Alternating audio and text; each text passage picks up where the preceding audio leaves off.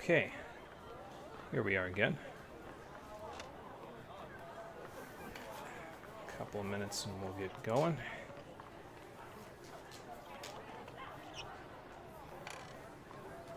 Oh, let's see what's on the chopping block today. We got a gym. Oh yeah, we got all our midterms as well. I'm not even in the slightest spooked by them, which feels weird considering the fact that in school, when we have midterms now, it's like, oh, okay. Really got to stress out and focus, make sure I get all this studying material in my head so that I have good grades going forward. But here it's like, nah, it's fine. I'll be fine. But it is Pokemon, so I can't really expect the tests to be that kind of difficult. Quite frankly, the last time Pokemon tests were that difficult was all the way back in Earl's Pokemon Academy and Pokemon Stadium 2, and those were only really difficult because, not because of the tests themselves, but because of the random battles that were associated, well, not random, but the battles that were associated with them. And some of those battles felt like a little bit of luck you needed in order to win. It might have been designed that way on purpose, I'm not sure. It's been a while. Obviously, it's been quite a while since I've played Pokemon Stadium 2, so I don't remember fully, but I do remember some of those battles being kind of BS. Oh well. None of that here. Let's see who's here. Hey, Conker. It's going good. How's it going for you there? Just about to get started. Got everything all in place. The only thing not in place, well, is myself, because I said I'd meet you back at the Watchtower because it was a high enough place. The one that's Watchtower number 1, I think, for Casseroya Lake. And then I remembered, oh yeah, you know what? We stopped off in Medali on our way to the Chansey grinding spot up in North Province Area 3 that I showed off a while back.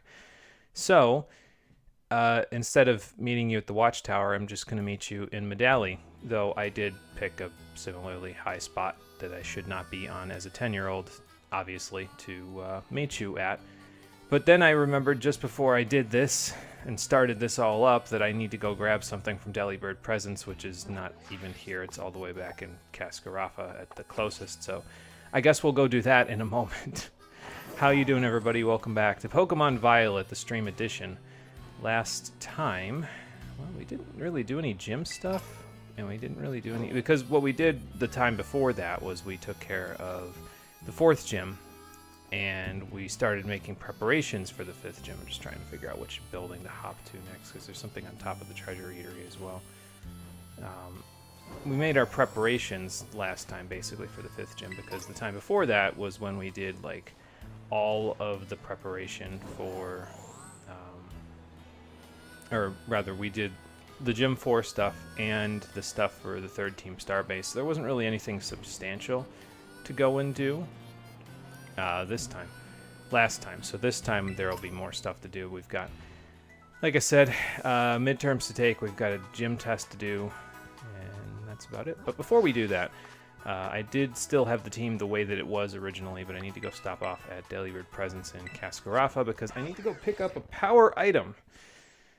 Because I didn't think I would need it, and then I recognized the fact that I actually might need it because, well, I don't need it necessarily. It's just it makes things a little bit more guaranteed in the next gym battle.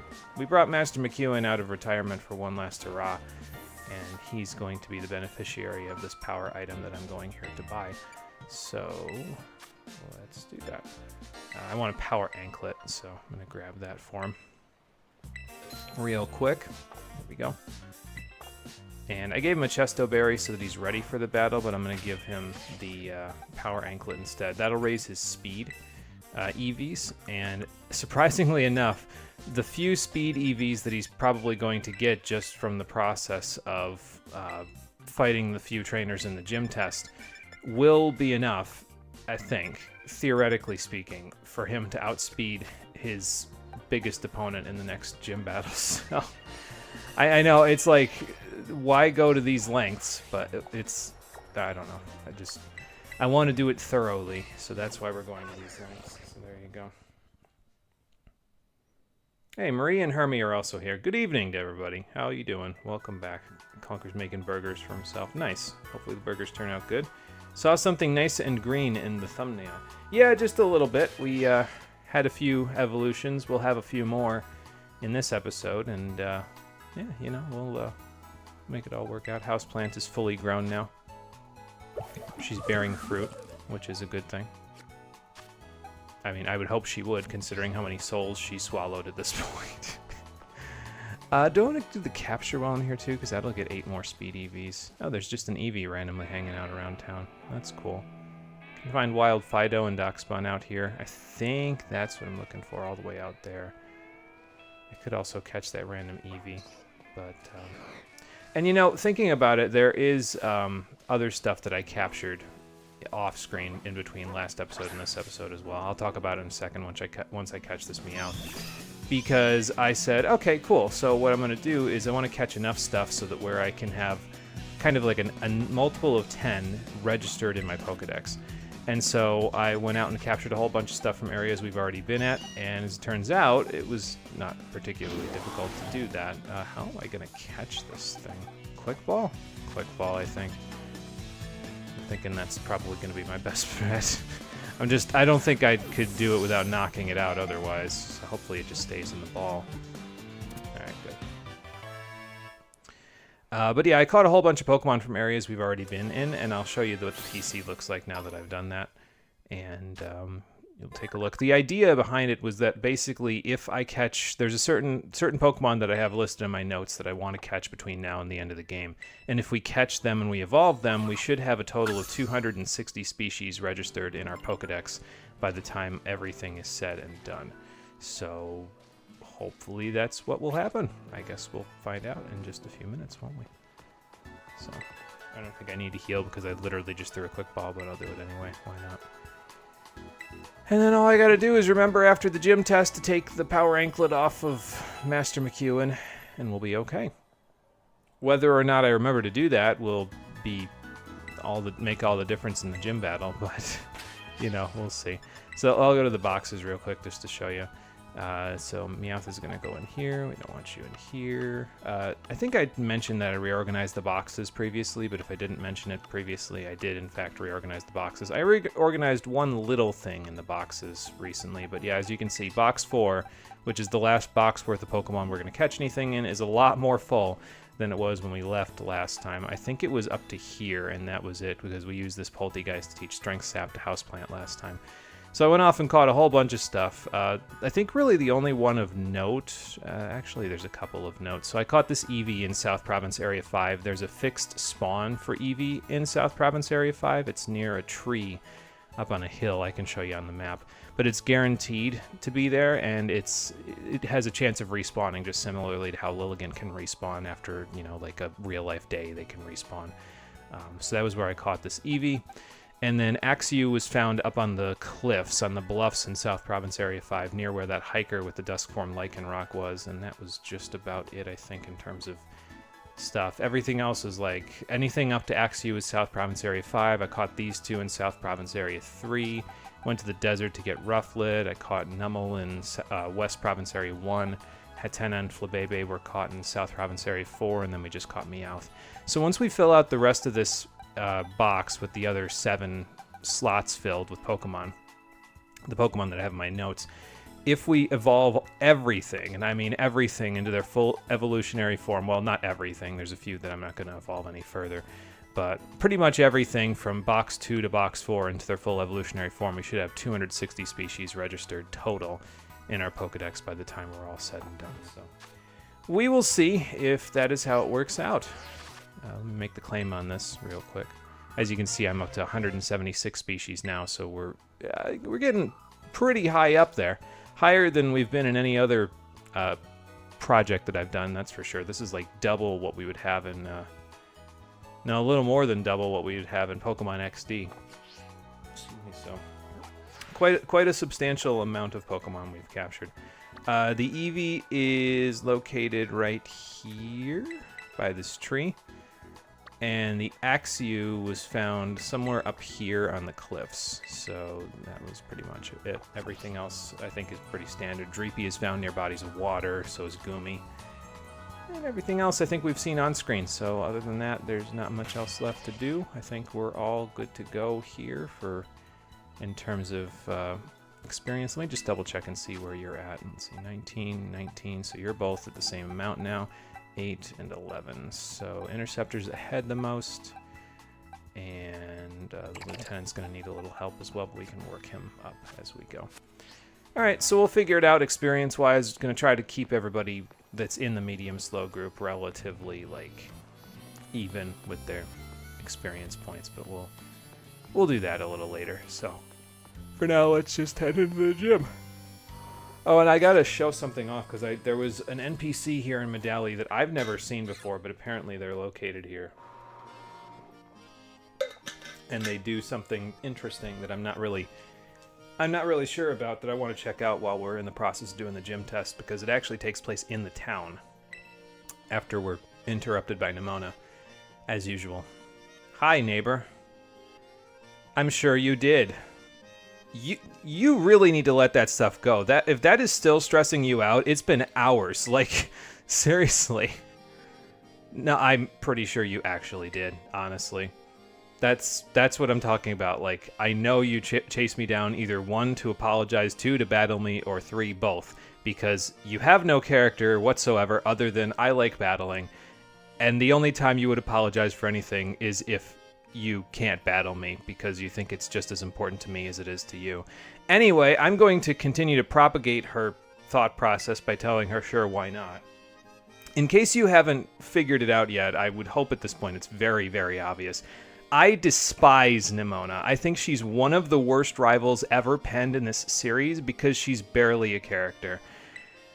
It's literally just a character trait stretched across so much video game. It's so thin, like... It's like, I'm just reminded of the quote in The Hobbit where he's like, I feel so thin, sort of stretched, like butter spread across too much bread. Nimona is the butter. There's way too much bread for her to be even remotely memorable in any meaningful way across this whole game. So, alright, fair enough. Go metagame my team if you want while I take on the gym, and then we'll talk about it afterwards. What was the point of that exactly? Why couldn't she just have interrupted me after the gym battle? That's what every other rival in the series has done previously. They just don't waste my time. I know there's probably people in the audience that are like, really, you're harping on Nimona again? Please just get on with it. And it's like, I know, but she's just so infuriating. I'm sorry. I just can't with her. Anyway, new gym test time. And yeah, it's not going to be anything like Kofu's was. Kofu's was special. And by Kofu's was special, I mean Kofu's was literally anything other than, again, a waste of my time. But we have to figure out the special secret menu item at the Treasure Eatery. You order it correctly and you pass the test. As far as I'm aware, you can just go straight to the eatery and, like, just order it if you know what it is from previous playthroughs or if you looked it up on the internet. But we're going to take this legit, and by that I mean we're going to reap all of the experience from all of the trainers around town, who also have a clue as to what the secret dish is. We are going to get a clue. We don't have one yet, but we need to take their clue from them rather than doing this cooperatively. This is a competition after all. And then order the secret dish from the Treasure Eatery once we know all of the clues and once we figure out what the answer to the clues are. So what we need to figure out is how the regulars season their dishes on the secret entry. And he suggests we start by going to the Treasure Eatery and hearing what the regulars have to say. I'm going to do the exact opposite of that. I'm going to go get every single one of the clues around town first, then go to the Treasure Eatery, figure out what the regulars eat, and then order the item so I don't have to go there twice, because it seems silly to have to go in and then out and then all around town and then back in again. That's like 2 extra loading screens, and this game is already long enough as it is. Let's not do that today. So... Nintendo's trying to advertise the Switch 2 to you again? Nah, I'm saving for other things like a bookcase, not $450, and more useful. Yeah, there you go. I don't know, I haven't really gotten anything for the Switch 2 yet. I'm sure that'll change eventually, but yeah, I haven't gotten anything yet. Hey, and Chris and Pat are here as well. How's everybody doing? Welcome back. Me who stood in line for 3 hours yesterday to get yours not feeling called out. Well, it's good that you got it. Hopefully it is slightly better frame-wise than the Switch 1 is in some of its games. So, sorry you weren't here at the start. That's okay. No, I appreciate you coming in whenever you come in. It's fine. Streaming at the same time as other small streamer you watch, that's okay. If you want to watch them instead of me, because, I mean, I understand this game isn't exactly the most entertaining thing. If you'd rather watch them because they're more entertaining, feel free, please. Don't let me stop you. So, I completely understand. So, again, I don't see why we can't just work together on this, but then the gym leader would be forced to fight all 4 of us at once, and, you know, that would actually be a novel challenge for this game on the gym leader's behalf. But I feel like the gym leader, if you know him, but if you don't, I feel like the gym leader's already overworked enough as it is, so maybe making more work for him is not a good idea. I should not have poison jabbed this Ursaring. This thing has guts. What am I doing? Like, that's guts boosted. Okay, well, that was a blunder, but it's a good thing we won't make it again, right? Goodbye. Oh, that was funny, though. Just like, wait, no, I know this has guts. Why am I just clicking? Oh, good lord. Oh, they're playing Deltarune? Okay, well, there you go. Yeah, I mean, if it's something you want to watch. I don't know. I played Undertale, but I don't know if I ever really had an interest in Deltarune, personally. But if you want to watch that, then, you know, go watch that. That's fine.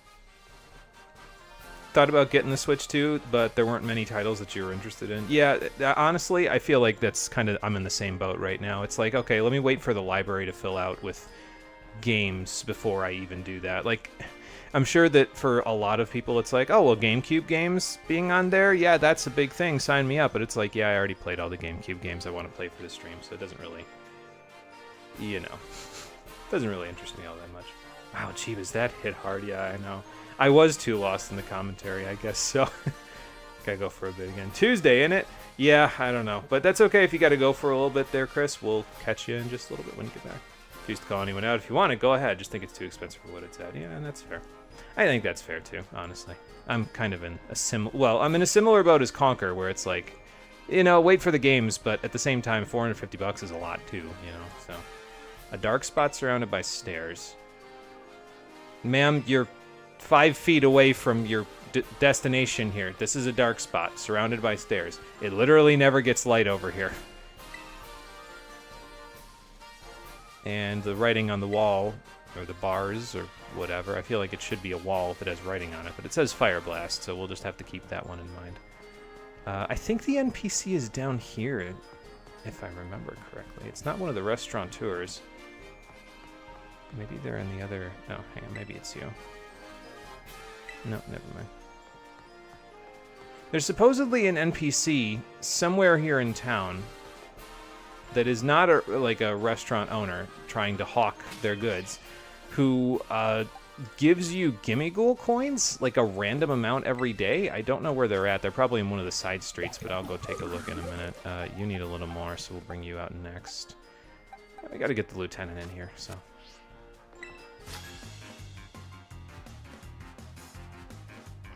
I'm taking the gym test, but I don't think there's going to be any beans spilled here, sir. I like the little kid in the background with her Switch. Hey, listen, kid, is that a Switch 1 or a Switch 2? Camera, you were literally just in the walls over there. What do you mean I can't back it up far enough? Oh, whatever, it doesn't matter. Oh, you know what? I forgot I also have to stop at the shop back in Mesagoza once we're done, because there's an item that was available for after we got 8 gym badges. Not 8 gym badges, 4 gym badges, there we go. That I think would actually be a pretty useful item for Houseplant to have as a hold item. So we're gonna see if we can grab that. Ah, but you see, my master plan was to have you activate my Seed Sower so that I could Giga Drain just that little sliver more HP off of your body for myself.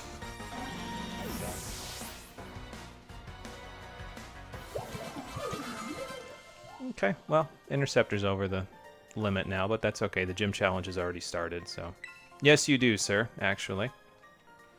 So spill the beans. The blue bird Pokemon, huh? Well, sounds like you need to learn a little multitasking, but let's have a look and see. Ah, the blue bird. Is it a parrot? Something like that. I actually don't know what bird species Squawkabilly is supposed to be, honestly.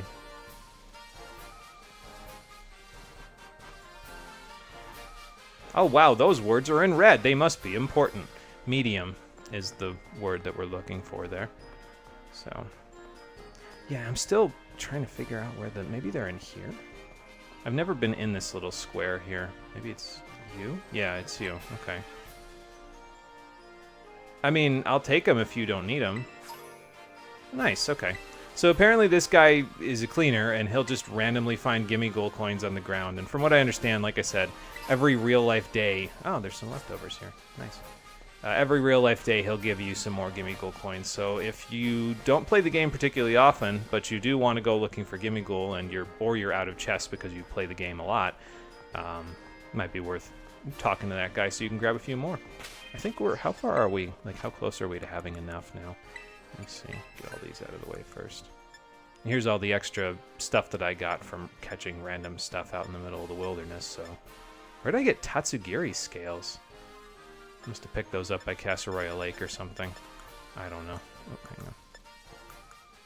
And I have a few items that, like food items. I'm not even sure if I'm going to use them yet for stuff, but I guess we'll find out later. Okay, we got 735, so another like 6 chests, and we should be good to evolve our Gimmighoul after that. So do that and that. And then Shaylee, you probably are the one that needs... Well, no, you'll get there. All 3 of you will get there from the next one, so I guess it's the Lieutenant's turn. Alright, Lieutenant, we'll get you a little EXP. And the last trainer's over here. Yep. And that Greedent was phasing in and out of reality in the background over there. Alright, I'll tell you, but only if you can beat me in a battle, okay? Deal? Like, Mario Kart actually looks pretty good from the trailers, but that was about it for you. Yeah, usually the thing with me is that, like, I waited anyway, usually, for most consoles until there's enough games where it's not like, okay, I finished this one, now what do I do? You know what I mean? So usually that's like 5, 6, 7 games that are exclusive to that console that I can't just play somewhere else. The situation was a little special with the PS5 because I just couldn't find copies of PS4s anymore without, like, having to pay for basically the same amount as a PS5, so that was why I ended up getting PS5 itself. So, GameCube games? I mean, okay, I haven't played a GameCube game in so long yet, and I think that's fair too. More a fan of Gimmighoul than its evolution. It looks cute and fun. I just can't, like... I don't know how I can say this without really spoiling what it is, but, like... I can't look at the evolution of Gimmighoul and not just see those weird inflatable tube things at car salesmen's, like at car dealerships, you know what I mean? Like, that's all I can... Well, it's that and, like... not string cheese, but cheese whiz, like the stuff that's in the aerosol can, that stuff. Yeah, so. You know, I think this kid's got the right idea. She's got a detective Pokemon helping her out with this mystery that we all have to solve. Of course, the detective's about to get blasted a couple of times, so I'm not really sure if it's going to help too much. Ow. Never mind, the detective is self-sabotaging by taking himself out of the equation. Okay, fair enough. Do I heal? I feel like I heal, but I don't know. Maybe I don't have... I'm just going to Aura Sphere. Let's see what happens. It probably won't be a one-shot because it wasn't a one-shot on Gumshoes, but yeah, Greedent's fatter than Gumshoes, so... Well, we'll just revive the Lieutenant. It's fine. I just wanted him to get the EXP. Where's the end? I guess Houseplant, since she's the only one that's not 37 yet. She'll probably be ahead of the game after this, but, you know. You can see it. Yeah, you can see what I'm talking about then, yeah. I don't know, it just seems like that's all I can see out of it. I don't know. Counter? What are you trying to do? That was why I was a little concerned, because I know this thing has counter, so I was like, you know, maybe I shouldn't switch in a physical attacker, because they will get blasted. Many a Nuzlocke has fallen to the counter strategy. I don't know if they've done so in this game, but I've seen it happen in other games, so I don't want that to be me. Not that I'm Nuzlocking anything, but, you know, just in case. Yeah, you know, that would make more sense. It would make this more cooperative, but apparently that's not how the world works, kid. Sorry. Okay, so we have Fire Blast and Medium so far. We need to find the odd one out at one of the ice cream stands. And it's only the ice cream stands near her. It's not the ones over by the leftovers, guys. Otherwise, I would have already been in that corner and known that there were leftovers there. But, yeah, so it's in one of these, so... You know, I almost didn't see that kid behind that Greedent. I was like, how is that Greedent talking? This isn't Pokemon Mystery Dungeon. But no, there's a person behind that Greedent. I mean, Teriyaki's a little off the mark. I don't know that I know any place that serves teriyaki ice cream, but... Oh, this is a crepe shop. This isn't going to be an ice cream stand, so... Alright, what about you? Is anyone else? I'll show you in just a second. I'm looking at the Delibird Presence sign over there, and for some reason I've seen the name next to it, like, this whole time. It's reminding me of something right now, and I don't know how I feel about it. Oh, there's an extra item down here. Grilled rice balls. They got lemon slices on the top of them. I mean, I guess, fair enough. They look a little charbroiled, though. But that's the odd one out, is grilled rice balls. So we have grilled rice balls, Fire Blast, and Medium. But we don't know what they use to season the dishes just yet. I mean, you can infer just from looking at that, but... Yeah, so, like... I do have access to the alphabet in this game, because I used that for the thumbnails. When it says live in the thumbnail on there, that live is done in the Pokemon language from Galar and from Paldea. It's Thrakes Magnus is the font. But I look at this, and it looks like T-E-M, and then probably R-E. That front letter is probably not T, because Temri doesn't really make a whole lot of sense. But I look at T-E-M, and for some reason my brain activates and instantly is like, Temu! It's not, quite honestly, sometimes this game feels like it's from Temu, but you know...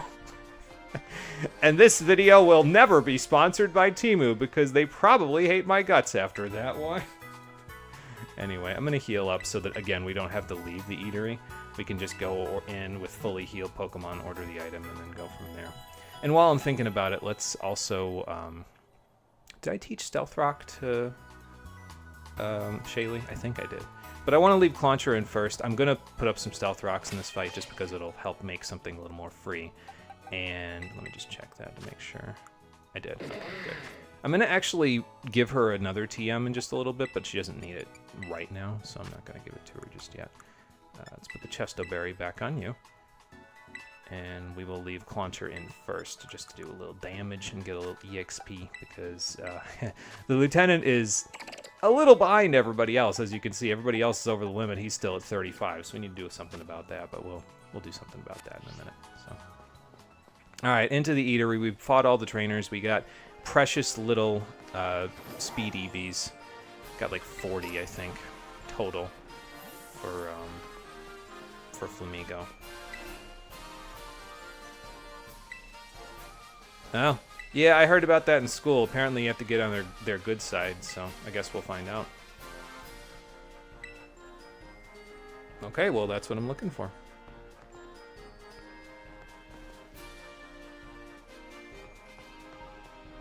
Are you two twins? Did no one in the development team see this? Like, they're within 10 feet of each other. Hello? God, this game is just so easy, man. It's so easy to just peel a piece away from it. Like, oh my lord. Is the brain rot active? I wonder. Burgers are done. Time to eat. Nice. Like I said, hopefully they came out good. Delibird is starting its own version of cheap knockoff store, apparently. I mean, their cheap knockoffs are pretty good, though, because I've gotten many a good item from Delibird Presents in this game, so maybe it's like the anti-Temu. I don't know. Huh. Wonder what the gimmick is. Oh, okay. Well, this guy's eating. He might be a regular. Excuse me, sir. Sorry, I don't mean to interrupt your dinner, but do you eat here regularly? Okay. I am, yes. Ah, okay, so that answers our clue. So we have Fire Blast, Medium, we have grilled rice balls, and a squeeze of lemon. So that's everything we need. Thank you, sir. That's going to be really helpful. And you're the guy I need to talk to order, even though you're not behind the counter, but fair enough. Well, let's see if I figured it out. I would hope at this point I did, considering we have all the clues. Well, I'll order some grilled rice balls. I'll get a medium serving. Make it extra crispy, Fire Blast style. And put a squeeze of lemon on top, please.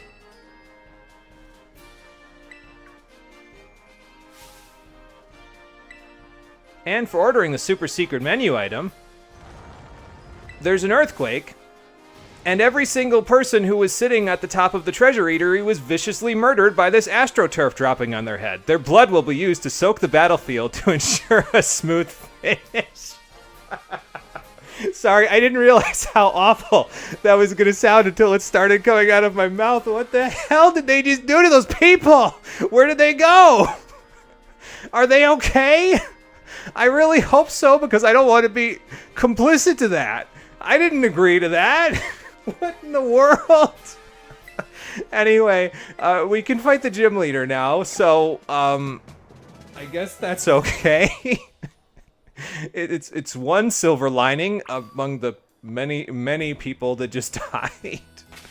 Like, what in the hell just happened? Oh, must have sucked for everyone there. Oh my god, yeah, for sure. In the cartoon, they're asked to move. Well, they really should have done that in this one, too. I mean, I guess it was to save on cost, because there's like 20 NPCs up there, but like, holy man, it just boom. Okay. You're the only one who ordered incorrectly because you were hungry. You inferred the lemon from the rice ball pick, didn't know the last hint was right there. Well, I mean, it makes sense, though. Like, if you see the lemon on the rice ball's picture, it's sort of, you can make an inference there, and then it was like, you know, I mean, maybe don't play this side quest when you're hungry, though. That might color your expectations and what you order a little bit. So, hey, Glitch, how you doing? Welcome to the stream. We just passed the gym test and probably got a bunch of people killed by this astroturf getting dropped on their head. So now we're going to fight the gym leader. Not only did they get interrupted while eating with the shaking, they got eliminated immediately after the shaking. It's like, you guys aren't even taking the gym test, but you're out. Anyway, apparently the gym leader is Larry, so, and he's the normal gym leader.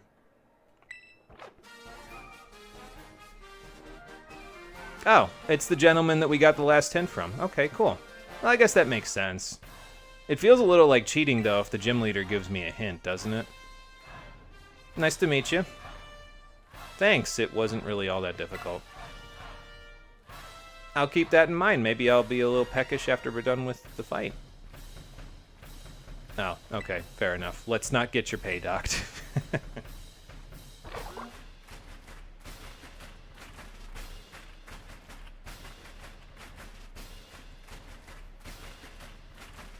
Alright, well, let's see if your service is done with a smile. Spoiler alert, I don't think Larry's smiled in years. I do notice the Kofu throw style that he's got going on there with the little sidearm throw. It's interesting. I don't know if that's something that he learned from Kofu, or maybe if they went to the same class, something like that. I don't know. So, it is interesting they gave it to him, though. I don't think I didn't see that game. Anyway, Komala, right off the bat, he says not to go too hard, but this is too hard. Just straight up Aura-sphere right away. Blast this Komala in the face, Lieutenant. So, there we go. Get a little damage off before we go. So, that's good. Really want Pokemon Let's Go. We played Let's Go Pikachu for the stream at one point. It was fun. I like the capture mechanics in it, so I can vouch for it. Love the sleight of hand when he... I'm going to let you finish that sentence while I do the rest of my thing here. So Kamala yawned us. We don't have a Chesto Berry on the Lieutenant, but we can send in Shaylee, who, well, isn't yawned right now, and we can set up some rocks. Once we set up the rocks, we can go into Master McEwen and start setting up. Ow! That wasn't even a crit. Holy hell. Alright, well, I guess I'm going to have to revive Shaylee because I need these rocks up in order for things to be more guaranteed. Oh, you didn't even go for the yawn. I mean, I guess that makes sense because you see a KO, but it missed. So, you know what? We'll just cut our losses. No reviving necessary. Just cut your losses and run. I mean, Slam has 75% accuracy, so, like, it's bound to happen at some point. I should have taught you Roost.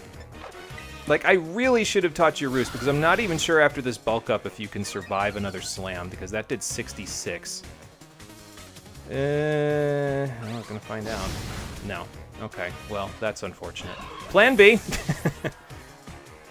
The Master has been humbled. Now we need a different strategy. So, let's see. I forget if Kraden... I don't think Kraden was faster. So I guess we'll go into Interceptor. Because we have the body press, so... And we should be faster. And definitely have more defense. So, there we go. So now probably what I'll do then is probably I'll yawn and revive Master McEwen, because I would like him to just smash through this to Dunsparce. If you haven't seen the evolution to Dunsparce yet, here you go. Behold, more Dunsparce. It gained 1 segment, sometimes 2, depending on, you know, where you get it from. Or, well, actually, I think that's just a rare, like, variation on the evolution that can happen, but... Oh, good, we'll exchange status effects then, that's fine. Yeah, what's up, Doc? Grandma needs help pull up. That's okay, Chris. Nothing's up too much just yet. We're just taking on the gym leader, so. I'll use a Max Revive. I think we just got one not too long ago, so I'll use a Max Revive just to do that. The Chesto Berry, by the way, was there in case we got yawned, but apparently we weren't going to get yawned because it annihilated me. The Kamala annihilated me, so. He's friend-shaped, very. There you go. Love his sleight of hand when he pulls out a Pokeball. There you go. Gotcha. Yeah, it's cool because it's kind of like, well, where is it? It's in here. It's in my pocket. See those eye bags? Man likely hasn't slept well in years. Yeah, same though. Kamala's tough and basically immune to status thanks to Comatose. Yeah, it's interesting. I don't usually get to see Kamala all that much. Okay, it's asleep, so let's just bring in Master McEwen and hope it doesn't sleep for exactly 1 turn, because a Hyper Drill will still hurt at +1. And I actually, the Dunsparce is tanky enough where I'm not even sure if a +1 Terra fighting bulk up boosted, like, so +1 from the bulk up, Terra fighting low sweep will KO it. But I guess we'll find out, won't we? Because it may happen. Okay, he slept for another turn, so we should be a little more free now.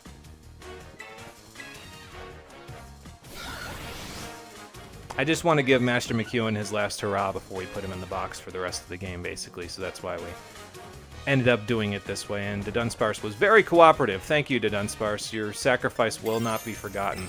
Now kick his butt, Master McEwen.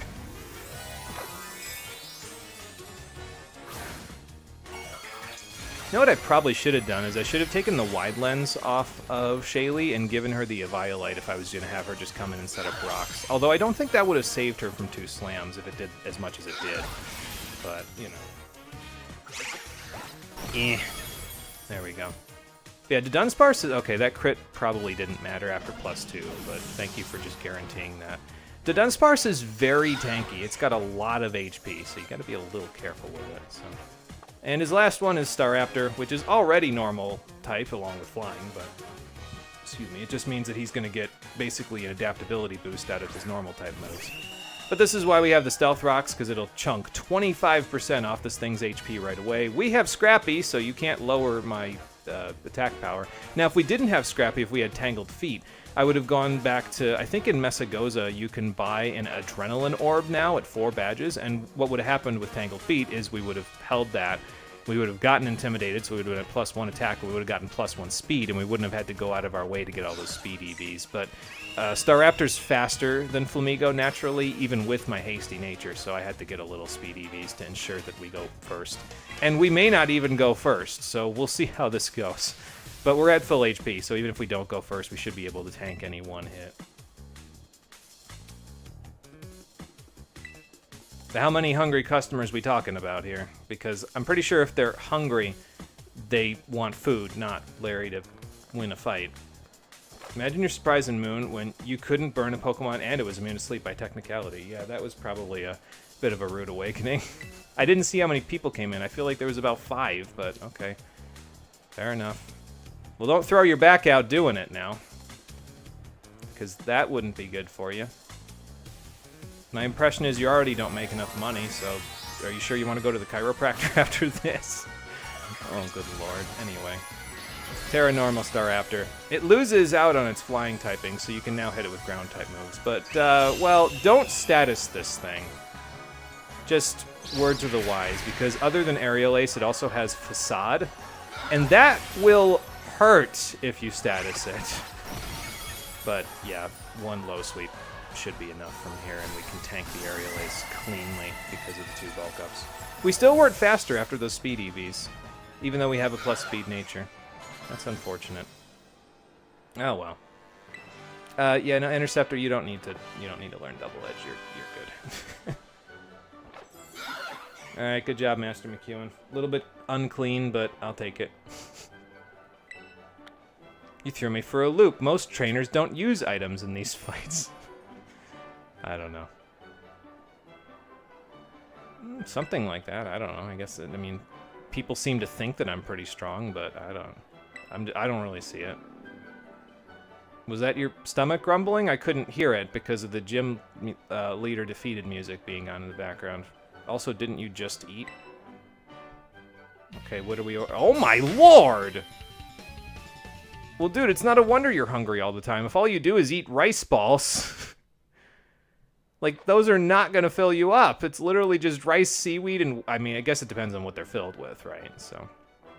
Anyway, we can now catch Pokemon up to level 45 before they disobey us. So that's good.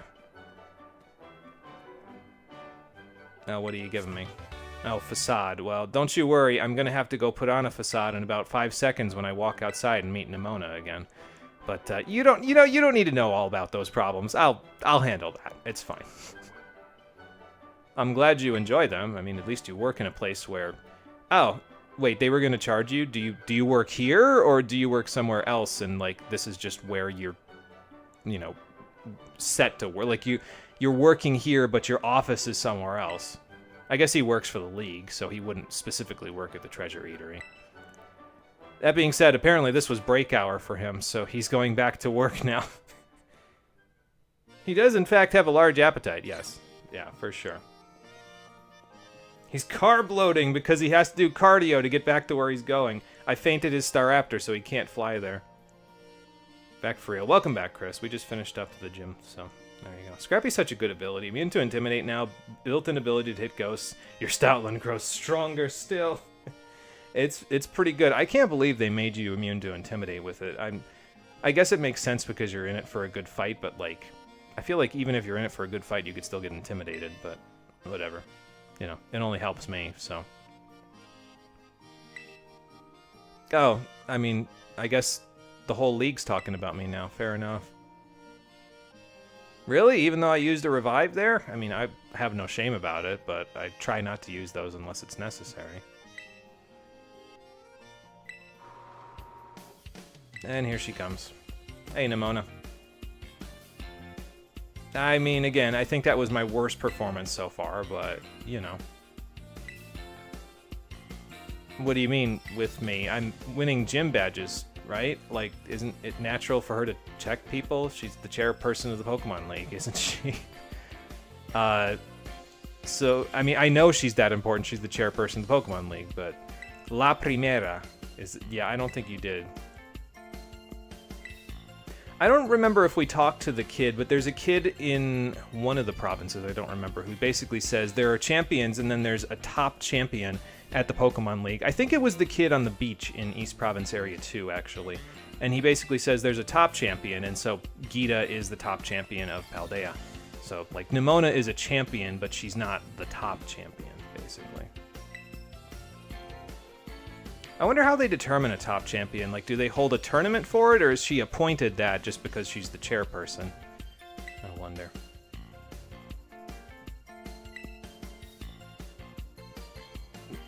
Honestly, I don't really see it. I feel like I'm just doing what anyone else would do at this point in their gym challenge. Quite honestly, I wish you people would leave me alone. Alright, listen, I'm not for sale, okay? I'm not a possession. Please stop. Anyway.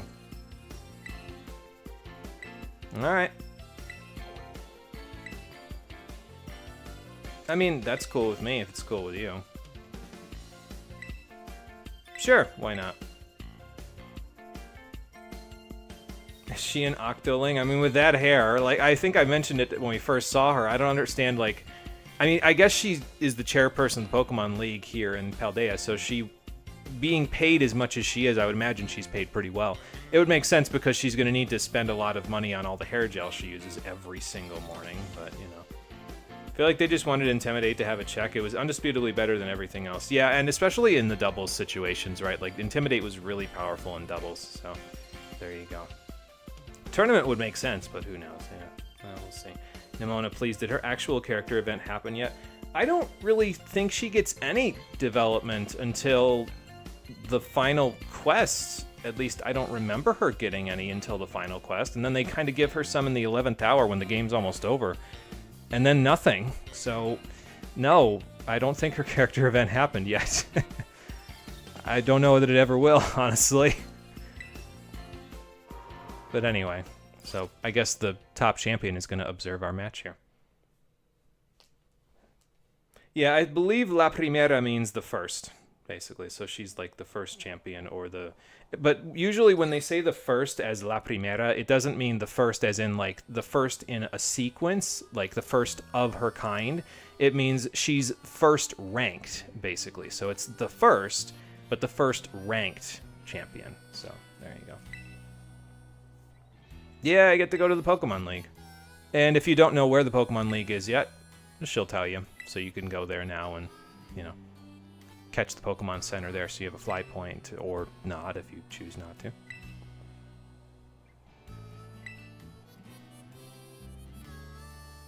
I mean, don't you have to, like, beat the Elite Four, too? Like, you don't just take the final exam, quote-unquote.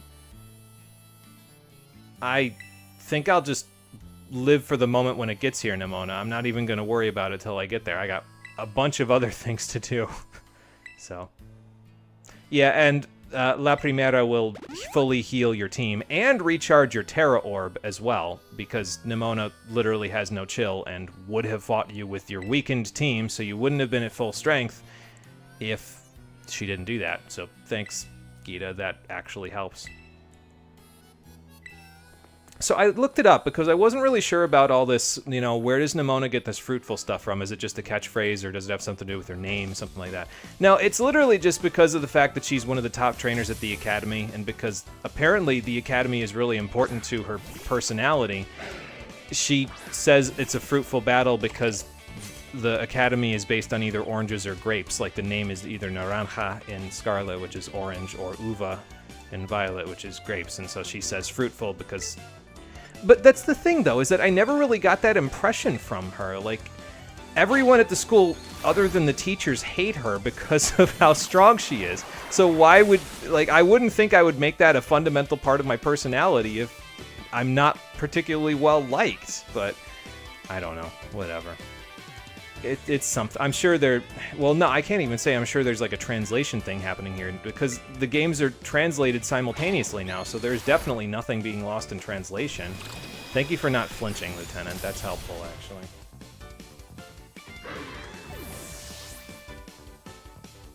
She had a school event at some point, gave her desperately needed character development. Probably that's, like, later in the game, I would imagine, then. Nimona's not a convincing champion for like 99% of the game. She's raising new team members. New team, sure, right, yeah. Well, she does have a Paldean Tauros in the opening of the game that we never get to see because she's not using it. So she has raised other Pokemon. We don't get to see them, but she has raised other Pokemon. So, alright, so Palmo, electric fighting type. It's kind of a weird typing for our team to handle because, I mean, we have a grass type to resist electric, but the grass type is also a normal type, which is weak to fighting. We have a ground type to help with the electric, but again, weak to fighting. I guess I could go out into Interceptor because he's got Play Rough and Stomping Tantrum, which wouldn't be too bad, and I mean, he probably can resist most of what they do. But honestly, I feel like Roxas is kind of the safe middle here. He's electric poison. He can't be statist. He resists fighting to begin with. Let's just go out to him. Like, I wouldn't be paralyzed by this because I'm electric type myself. The fighting type moves are not very effective, so just 2 poison jabs will take him out. 1 poison jab will take him out. Good lord, Roxas. That was a child you just did that to. I don't think he cares. Okay, Gumi. So this will be something for Interceptor to go out to. Gotcha. That's okay, Chris. That's okay if it's a busy night. Hopefully it'll still be a good one, but yeah. Come on back if you have extra time. If not, then, you know, we'll be here, and then there you go. Right now, she's more of a stalker who likes to try to beat you up. Yeah, she gives that impression. Yeah, and I think that's the problem that I have, is that, like, she's just... She behaves in such a weird way that, like, if there was character there to justify the reasons for her behavior, I feel like it would make more sense, but there's nothing to justify it. It just... I'm just going to stalk you every gym. I mean, maybe not even stalk. I'm just going to follow you around every gym and then see how you're doing and not really ask you, but I'm mainly asking because I want to battle you. I'll give you items in order to ensure that you're as strong as you can be so I can battle you. What are we doing? Like, what are we actually doing here? Lockjaw. Poison jab, that looked like poison kick. Yeah, Roxas has his own idea about how these things work. Alright, so Meowscarada, fully evolved version of Sprigatito, Grass Dark type, if you can't tell from the Phantom Thief mask. I could use Play Rough, but she's going to Terrastalize it, so I'm just going to yawn at her. Because quite frankly, I'm tired of her shenanigans.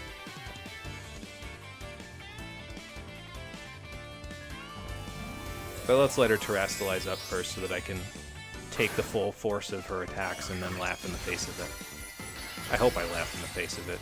Interceptor's pretty tanky. I think if I remember right, I gave him the Impishment that we got. Was it last stream or the stream before? I forget, but I did give it to him, so he's got a plus defense minus special attack nature now instead of minus attack. Here's its signature move, Flower Trick. It always crits. That's fine. And we can tank it just fine.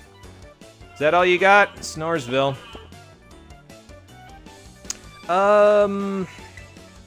I feel like we just go out into Roxas again, honestly. Like, I feel like he's just a really good middle for this whole thing. He'll resist the Flower Trick. She'll go to sleep. We can Terrastalize up. We actually got pretty lucky because our Toxtricity is Terra Poison.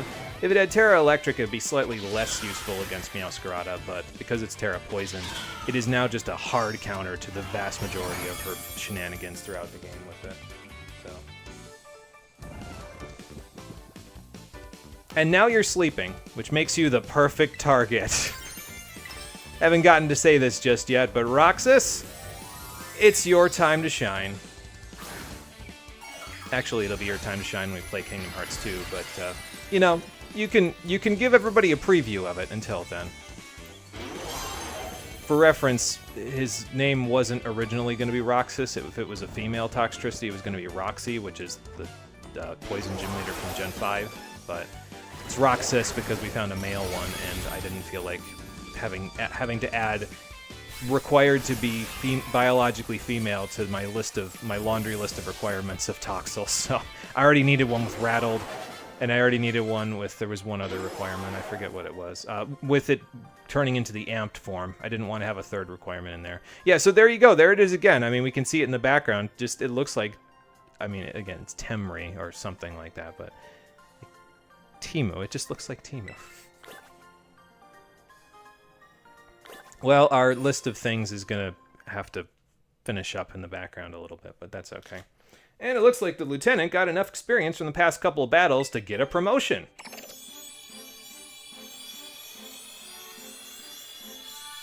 He's a captain now. I don't know that captain is the next military rank above lieutenant. I was not military, but he can be the captain now, the captain of his own ship, because he can fire cannonballs that can punch through tanker hulls out of his gigantic claw arm now. Clawitzer's just such a Pokemon, man. It's just so, the design is just so metal on it.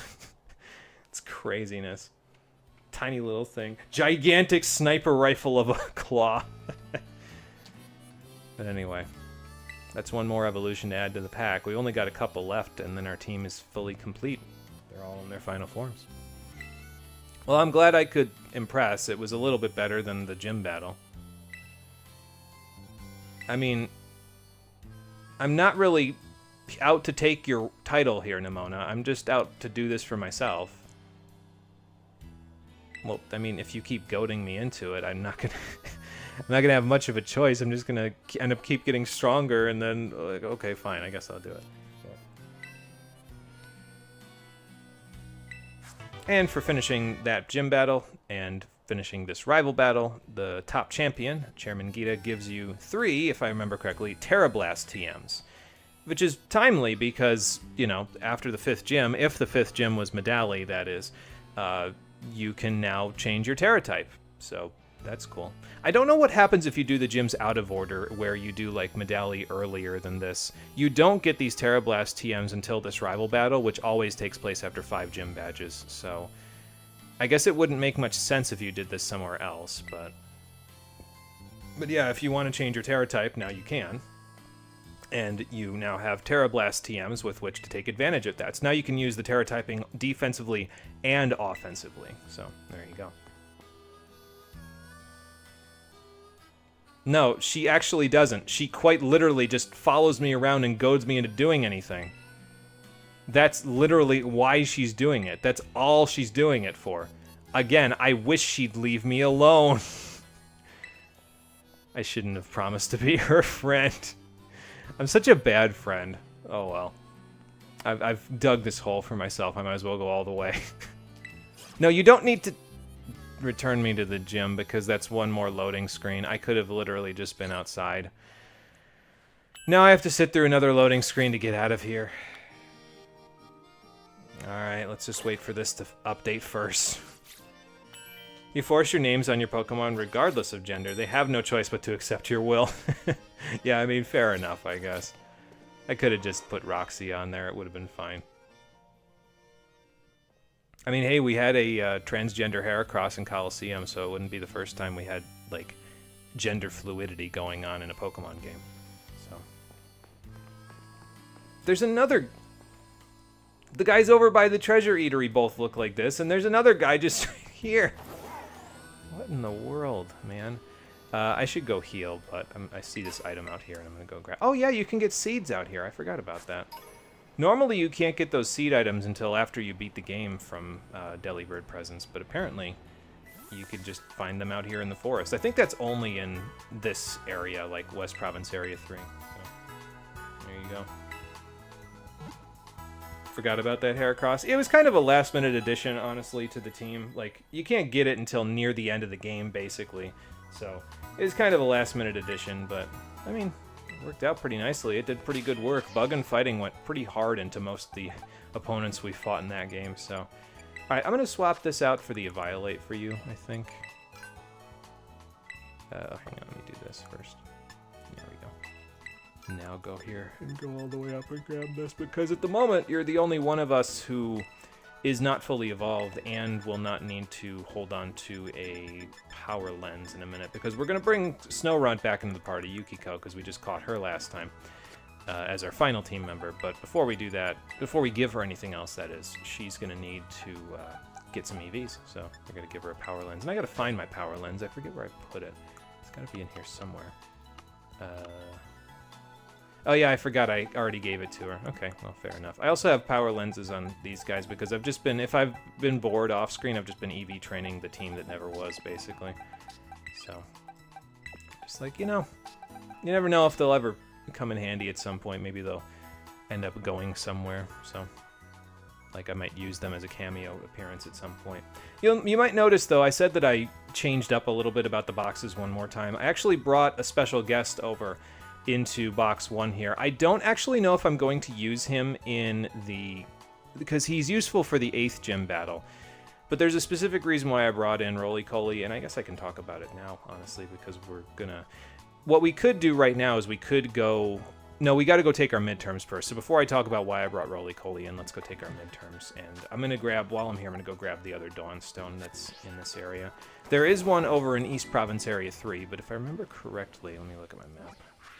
There's one, like, right where this Terra Den is, so let's go see if we can find it. Maybe we'll get more seeds while we're on our way out there, too. No, that wasn't a seed, that was a great ball, but I'll take it.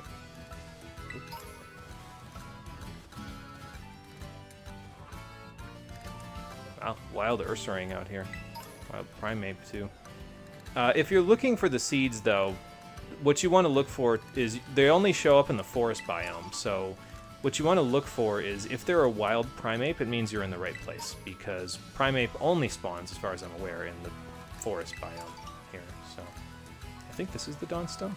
Yeah, it is. Okay, so there you go. Like I said, there's one in East Province Area 3 as well, but there's one right here. So there you go. Now you don't have to worry about it. What's in this den anyway? Excuse me, Bronzong. 3-star Terra Ground Gibble. Okay, well, I mean, that's about as appropriate as anything. That's a fungus! You're not an item! It's kind of hard to mistake you for an item now, though, considering the fact that, you know, the items have these big glowing lights on them now. So. But yeah, if we want to evolve Yukiko, we can do that now, because we have 2 Dawnstones, so we could do that. But instead of doing that just yet, let's let her train up a little bit first to get up with the rest of the team, and then we'll go from there. So, Nimona has 1 bit of development. It's not mandatory, which destroys her as a character. Who directed this? I feel like they want their name scrubbed from the record. It's raining over here, too? Wow. That's not good. Yeah, Sawsbuck! I saw the fall variation. They're all over the place in the West and North Province, because in the East Province and the South Province, usually the Pokemon are a little bit lower levels, so you don't get to see the spring and summer variants as much, but the fall and winter ones you do get to see quite a lot of, actually. So, you know, I should probably sell some items, actually, while I'm thinking about it, because I've got a whole bunch of stuff in my inventory that I won't need anymore. So, might as well do that. I want to go over to Delibird Presents here, though, because there's a couple of things that we can buy now that would probably be worth our while, but might as well sell a couple of things while we're here. Don't need these. That or that or that. I could keep a couple of them just so I don't have to sort them into my inventory later, but it's fine. I can sell that. I have 35 ethers. I should probably sell these, but honestly, I just want to see how many more I can get. So, I'll keep these. Actually, I said, you know, what's the purpose of dive balls before when there's net balls? But I suppose aesthetically speaking, they're 2 different things. Like when the net ball is used, obviously when it pops open, there's a net. And with the dive ball, there's water. So I suppose aesthetically speaking, there is a difference. It's just from the mechanical perspective. And also there's a difference because what you fish up or what you find in the water could not be a bug or water type. Like if we go to Casseroya Lake, there's quite a few dragon types over there that you can see in the lake itself. So you wouldn't necessarily get much benefit out of a net ball, but you would get a benefit out of a dive ball in that case because they're just in the water. So chipped pot sells for 9,500. Heck yeah, give me that. I don't need that for any more poltergeists. So, excuse me. Don't need those. I'm gonna keep the power bracers because I might need them for if I EV train anything later. Like it seems silly to buy them again after selling them now, because if it ever came to it where, I talked about this once before, but my friends run a draft league, and if it ever came to it where I was invited to be in the draft league, especially now that I actually will have a completed save file soon enough, I don't want to have to buy all that stuff again. We'll have enough money to do it, but it seems silly to, you know, sell it all here and then have to buy it all again in a couple of months or something, you know. Of course, I could say the same thing about the TMs, but I'm still selling them anyway if I have duplicates. Oh, she gives you 5 Terrablasts. Well, that's quite a lot of money, actually. I'm gonna sell 2 of them because I assumed it was 3, so I'll just get it down to 3. Oh, I think, if I remember correctly off-screen, I also offloaded a bunch of my materials that were, like, building up, because I had several Pokemon, like the Hipini Dust from the Blissies we fought. There were several Pokemon materials in here that were, like, above a dozen, and I was like, okay, we don't need that much, so I offloaded a bunch of those. So, there we go, and then I don't know what I'm going to do with these yet, so I'm not going to sell any of them, but yeah, there's almost 100 grand just there. We have reached the $500,000 mark. Almost didn't, but we just barely squeaked it in, so. What do you call a dear Pokemon shopkeeper? Selsbuck. Wah, wah, but Selsbuck's one of your favorite grass types since Gen 5. 15 years strong, baby. It is a pretty cool Pokemon. I can agree with that. So, hey, Pangs, how you doing? Welcome to the stream. I don't have a Toxapex for trade, and I don't have Nintendo Switch Online, so even if I did, I couldn't trade with you. But, hey, maybe somebody in the chat will. I don't know. Any takers? Got a Toxapex. There you go. Oh, I didn't check Yukiko's size yet. Let me do that while we're here with the size trainer. Because we checked everybody else, I just haven't checked her yet. I'm pretty sure we checked everybody else. Yeah, we checked everybody else, because if I remember correctly, Shaylee is, like, bigger than usual, so... Alright, Yukiko, let's see how you're doing. Okay, so she is also average. Fair enough. That's fine. So I said we're at the $500,000 mark, but I think if I remember correctly, we're about to like blow a bunch of that money because there's a couple of particularly nice items here at Delibird Presents, and they're available starting at 4 gym badges, if I remember correctly. So I think it's in battle items, but I could be wrong. You can get the muscle band and wise glasses right away from the start of the game, but we picked a couple of them up on the ground. Expert belt you can get from like fighting a certain number of trainers, I think in Dali's Zappa Passage. So, but you can actually purchase a choice scarf from Delibird Presents, specifically here in Mesagoza, after you have 4 gym badges. And that might actually be useful in a couple of cases, because our team's speed is... Well, Yukiko will be pretty fast, but the rest of them it's either slow or kind of middle of the road, so I might actually have a use for this, and so I'm going to blow the 100 grand on it right now and just buy it. It's a lot of money, but hey, it'll come in handy. Oh, and you know what? I don't think I ever picked up the Clear Amulet from West Province Area 1, so I went ahead and did that too off-screen when I went and caught Nummel for the Pokedex. So if I didn't do that on-screen, sorry, I went and picked it up in between streams. But this is specifically the item I was looking for that's available starting from 4 badges, Throat Spray. If the user uses a sound-based move, the spray boosts their special attack stat by 1. As it turns out, Houseplant has learned how to yell very loud, and that is a sound-based move, so basically start with Hyper Voice, she gets +1 special attack, and then her Giga Drains hit with the force of a Class 3 size comet. I don't actually know how they classify the size of comets, but it will hit very hard. I'm going to buy this with LP, actually. I got 70,000. I can afford to pay for 20,000 of it. So yeah, that's going to be her hold item now for the rest of the game. I think I had her on Wise Glasses originally. Yeah, this way I can pass the Wise Glasses over to Yukiko, and then Houseplant can, again, just hit with the force of a sun. So, there you go. But yeah, here's the Throat Spray. Choice Scarf, I was going to say, should be right up here somewhere. There it is. And here you go, Houseplant. This way, when you yell very loud, you don't have to get dry throat. I don't even know that a plant can get dry throat, but there you go. Yeah, who's a rich boy now? Oh, the Nimona backstory is post-game. Who directed this? Oh, I feel that pain, honestly. I do. I said it before. I feel like there is points where this game I can see the potential in it, but, like, there's just so many points. Alright, what was that? I just saw that out of the corner of my eye. Did her backpack just, like, increase, like, 6 sizes and then decrease when I got closer with the camera? Or am I crazy? I would say somebody clipped that, but I don't even know that there's, like... I imagine there is some form of clipping available on YouTube, but I don't know that for sure. I haven't been on this platform streaming for long enough. So... Anyway, we gotta go take 7 midterms now, so now that we've splurged a little bit, that's fine. Let's go, take these exams that I did not study for. That does not sound like me at all, but there it is. Oh, we got to read the next 2 sections of the Violet book as well, so maybe we'll do that now. Yeah, maybe we'll do that now while we're thinking about it, because I'll forget by the time we're done with the others, all 7 of those things, so. Well, that's good. Glad for you. I'm not here to talk to you, though. I'm here to talk to the book. But it is nice when they offer classes at nighttime, because then, you know, if you have a non-traditional student who can't work during the day, they can just go take the classes at night. I feel like that's kind of tough on the teachers, but, you know, they probably have other teachers. It's just that the ones that you see are here 24/7. They'll be here during the day or during the night, depending on when you take your classes, so. Area 0, cartograph. Let me take a drink before I talk about this, because I'm sure we're going to want to. Wow. That's, sprawling. Man. Ledges form a spiral down the inner walls of Area 0, offering a path of descent. Vegetation and sources of water are here as well. Legends tell that precious stones or wondrous fruits have long slept in Area 0's depths, protected by some manner of guardian. Well, let's see if they found it in the Pokemon of Area 0. Sketches by a survey team member. Surprisingly, the Pokemon species we observed in the upper strata of Area 0 seemed a little different from those seen outside the crater. Now and then we heard unfamiliar cries from the lower strata. I don't know, most of those look pretty much the same, honestly. I mean, the Flamigo looks similar.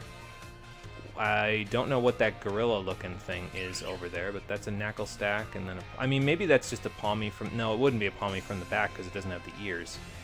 The thing in the middle perplexes me. It almost looks like a Glimmet from up above, like looking at a Glimmet from above it, looking down at it. But I could be wrong about that. We haven't seen a Glimmet yet, and honestly, if you were able to get that close to a Glimmet and sketch it like that, good for you, because most of the time in this game, when you get that close to Glimmet, they explode, just like Voltorb, so I don't know how they managed that one, so... And actually, you know what? Let's read Monsters of Area 0 while we're here as well, because we've already seen... Well, I guess we've seen this one and Arba Mystica from Arvin, so maybe we'll wait to do those. I was going to say we can read 3 and then we just do 2 for the rest, but since we already saw those from Arvin, we'll wait. Then it'll be like 2 familiar ones the next time we read. Okay, midterm time. I can no longer avoid the necessity of taking tests. So let's go take some tests. The 7 human midterms: biology, math, history, battle studies. Wait, is this like that crater from Made in Abyss? Didn't make that connection before. Quite honestly, now I haven't seen Made in Abyss, but I have seen some of the art from it, and yes, it's very similar to the first strata in that. I think it's the first, I don't know if it's like the first level, the first strata, what exactly the levels of the Abyss are called in that one. But the art that I saw was like the top layer of Made in Abyss, and yes, it's very similar to that, yes. So... You clipped the backpack thing and saved it to my server. Thank you. Appreciate that, because... Oh, you know what? I just noticed the scissors at the top of the live chat. That's probably how you clip things, huh? Cool. Well, now we know, so... I definitely, like, it just caught me out of the corner of my eye. I was like, what just happened there? Why just happened there? I was gonna say, I'm surprised there aren't empty seats in class because people didn't want to take the test, but anyway. Here we go. What button would you use to let a Pokemon out of its ball so that it can walk with you? That's the ZR button. The R button is the Let's Go button that causes them to murder wild animals, so it's the ZR button. Combine one letter and one number below to correctly say when and where eggs are found. During picnics in your basket, so A2.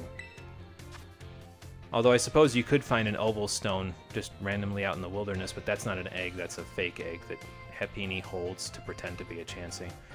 Which of the following is an effective way to warm up eggs? Walking around. What will not make Pokemon easier to catch? Let's see. Well, in this particular case, I feel like this one might be confusing if the first game you played was Legends Arceus, because if I remember right, in that game, giving them a berry does make them easier to catch, but in this one, you can't feed them. Which is something I'm still upset by. Please just make Oran berries more common and let me feed them to random curious wild Pokemon. I would be so happy. Do you know how happy I would be feeding a Tropius an Oran berry? That's like a dream. What will make it easier to catch Pokemon of higher and higher levels? Gym badges. This question won't affect your grade. How do you like the Pokedex? Is it easy to use? I'd be happy to hear your honest opinion. You put an essay question as a bonus question on the back end of this test, Mr. Jacques? What in the world? It's easy to use. I'm glad it wasn't really an essay. It was more of a short answer question. Oh, he'll be hearing about it. You better believe it. But yeah, he grades these right away. Probably because it's a Scantron of some kind, so he can literally just put it through the grade machine, and there you go. And you can find out right away what you got. Well, I got plenty more tests where that came from. So the way that the midterms work is if you get 3 out of 5 questions correct, you pass. You only need to get a 60%, basically, and you pass them. You do have to get an 80% on the final, though, in order to pass it, so just keep that in mind. So, Made in Abyss is fun. It's layers or levels. Okay, there you go. All you know about Made in Abyss is layers, monsters, and extremely concerning depictions involving children and violence. Yeah, that was the part that kind of turned me off to the show. I haven't watched anime in like 15 years, so I don't really know, but like... It popped up on my radar at one point. I was like, maybe this would be... And then I was like, oh, maybe not. Never mind. Warm up. You mean hatch? Nah, that's a question to filter to Go players. Oh, boy. Alright, let's see how we did on biology. Okay, 100%. Perfect. I'll take it. And for passing the exam, your teachers will give you 5 small experience candies. I feel like I just got ripped off. Like, at least give me mediums at this point in the game. But I suppose you can take these as early as the 3rd gym badge, so I don't know, that still feels like a ripoff. Maybe give me 3 mediums or something instead of 5 smalls. Because 5 smalls is worth, like, 1.33 mediums. So, because it's 4,000 experience.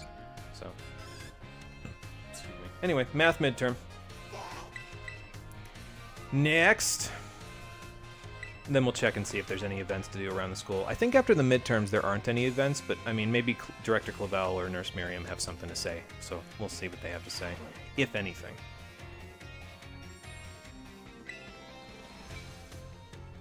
Alright, let's see how we do. How much damage does Water Gun do when it hits a Fire-type Pokemon? So Water Gun hitting a Fire-type will do double damage because it's super effective. How much damage does a Razor Leaf do when it hits a Fire-type? So that is not very effective, so it'll do half damage. If you spent $2,000 on as many $200 Pokeballs as possible, how many would you get? Again, I still think this question can be confusing because technically you get 10 specifically Pokeballs, but you get a Premier Ball as a bonus, so it's 11 Pokeballs the category, but it's 10 Pokeballs the item. So this one is one that I could argue, but it's 11. What percent chance does a Pokemon usually have to land a critical hit? About 4. How much damage does a move deal when it lands a critical hit? Boy, this would filter the old players hard, wouldn't it? It's 1.5 times now, but it used to be 2. What, smalls, mediums, drugs? Oh, God. Well, good night. Enjoy your schooling. Thanks, Marie. Have a good one. Take it easy. We'll try to get these tests done quickly so we're not just doing this for the rest of the stream. Yeah, I don't know why the teachers are giving you candies like this as a reward. It feels a little bizarre, but I mean, you know, I guess they're giving you something, but I don't know. Yes, ma'am, I know that. You don't need to tell me that for every single test. I'm taking them all at the same time. Alright, 100% on that one, too. Good. So yeah, we're going to get quite a lot of small experience candies because we're doing all these tests at once. So that's 7 classes times 5 candies means we're going to get 35 out of this, which is a lot, but, you know, we'll have some use for them eventually, I'm sure. Maybe. Or they'll collect dust in my inventory for a while. I don't know. I guess we'll find out. Alright, this is the one I'm actually kind of worried about because, like, I have been glossing like crazy in this history class. So let's see. What's the name of the geological formation in the center of the Paldea region? That's the Great Crater. What was long believed to rest in the depths of Area Zero? Treasure. How many years ago did the Paldean Empire begin to rule this region? That was 2,000 years ago.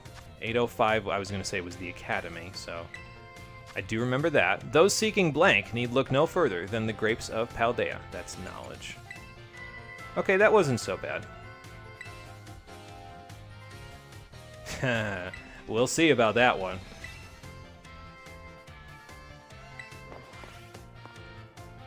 Yeah, I've been glossing hard in Miss Ryforce's class. I will be completely honest about that. It's just like, it's just word babble, because that's like the 3rd class. By that point in time, I'm not really paying as much attention as I was to the first 2. I'm just in it, you know? I'm just in a rhythm. So. Well, but we did pretty good. We got 100% on it anyway.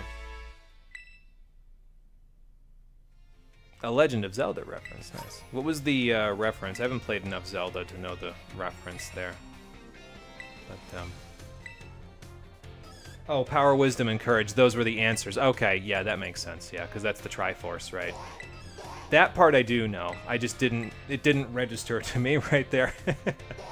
Well, I guess it makes sense. I mean, they probably... I'd like to believe they took some inspiration from Breath of the Wild in this one, but given how this game runs, I'm not sure, honestly. So... Alright, language class. Détendez-vous. Oui, I'm ready. Let's begin. Gracias, arigato, merci, and sheshe all share the same meaning. What is it? Thank you. Which of the following means delicious? Alright, listen. Like... Which of these phrases don't belong? Ecliptic, Jitem, Te Amo. Time to eat! It might be time to eat pretty soon, although, quite honestly, I lost my appetite having watched Larry eat all those rice balls. Good lord. When speaking with a person, what is the first step to smooth communication? Don't bury them in flattery or get mad at them. Give them a compliment. What is your beloved teacher's name? Salvatore. Not Salvador, Salvatore. And you would know right away if you got that one wrong, because there's his name right there. I don't know, sometimes though, like, if teachers don't write their name on the board, sometimes if you're really not paying attention, and I've had students who've been really not paying attention when it comes to tutoring, like if they don't write their name on the board or have it in the syllabus, honestly, even if they have it in the syllabus, sometimes students just gloss over it and they're just like, oh, I don't know who that is. It's like, that's your teacher. What do you mean? What do you mean you don't know Dr. XYZ? Okay, 100% on that one too. That was Legends, which then inspired this game of this in a game of telephone. Okay, fair enough. I could see Legends being inspired by Breath of the Wild, honestly, because of how open everything was. So, but yeah. So this is kind of like the inspiration from the inspiration. So, all right, PE midterm.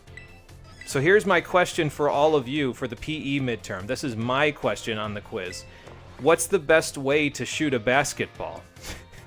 I don't remember how many of you were even here when I mentioned that part, but what's the... Let me rephrase that. What's the secret to shooting a basketball? Because that's how we framed it when I asked the question previously, so... Oh yeah, I was gonna say, I guess we're not outside to take this test, huh? Yeah, fair enough. Can't write my answers on the AstroTurf. It might be soaked with blood just the same as the Medali gym. Oh, God. Chris gets it right. Chris gets full marks. It's backspin. Put backspin on the ball. There you go. So now you all know how to play basketball. Put backspin on the ball when you shoot. Obviously, you have to aim as well, but that's the secret. Put backspin on it.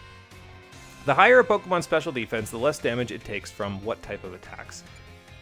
Terrestrial... I mean, the Terrestrial attack could be special, but specifically they would have to be special, so... Which of the following has no effect on a move's damage? The move's name, I guess. For now, anyway. They probably will come up with a Pokemon move that has a name that affects its damage or something. It's like, the longer the name of this move, although I suppose that would mean you'd have to customize the name of the move, but whatever. How many trainers are on a Terra Raid battle team? That's 4. What is an effective method for breaking an opponent's Terra Shield? Break the shield by attacking the shield. What's Miss Dendra's favorite type? Take a look at the Medicham. It's not Psychic, unfortunately, but it is fighting.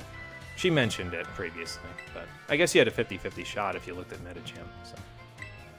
She isn't a big fan of Psychic types. She does have a friend who's a big fan of Psychic types. We haven't met her yet, but boy, do I have some misgivings about that one. We'll talk about that when we get there. That's the 7th gym. It does ingratiate Miss Dendra as one of my favorite teachers, though, because, well, actually, I don't know if I should say favorite, because her character doesn't develop from it, so I don't know if I can say she's a favorite, but there's at least a little bit of depth to her character. It becomes unresolved, but, you know. Alright, 100% on that one, too. Psyduck is celebrating. I suppose I should be celebrating, but a lot of these are not. So far, we haven't gotten too many difficult questions, thankfully. Alright, before I accidentally go to Biology 4, let's take the Art midterm. And then the Home Ec midterm, and then we're done with midterms. So. The bar is not high here. I know. I feel like I'm still going to get a couple of questions wrong, but maybe I will, maybe I won't. I guess it doesn't matter too much. We can still get away with it, excuse me, by getting 2 questions wrong, so. Alright, Art midterm, here we go. At least I don't have to sculpt anything. What is the name of the gemstone that glows over Pokemon's head when it terastallizes? That's the Terra Jewel. Yeah. When the answer to question 1 is in the shape of flowers, what type does it represent? The grass type. I had to think about question 1 for a second there. I was like, wait a minute, what is it?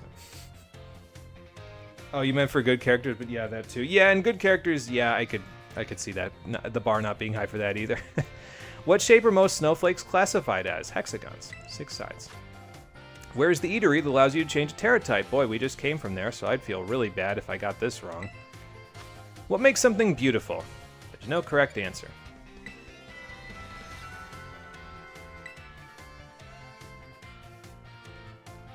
Yeah, I mean, it's an art class. I would hope you wouldn't have to worry about that. The main thing about art class is putting in effort. So, but apparently he has to make us take a test anyway, so.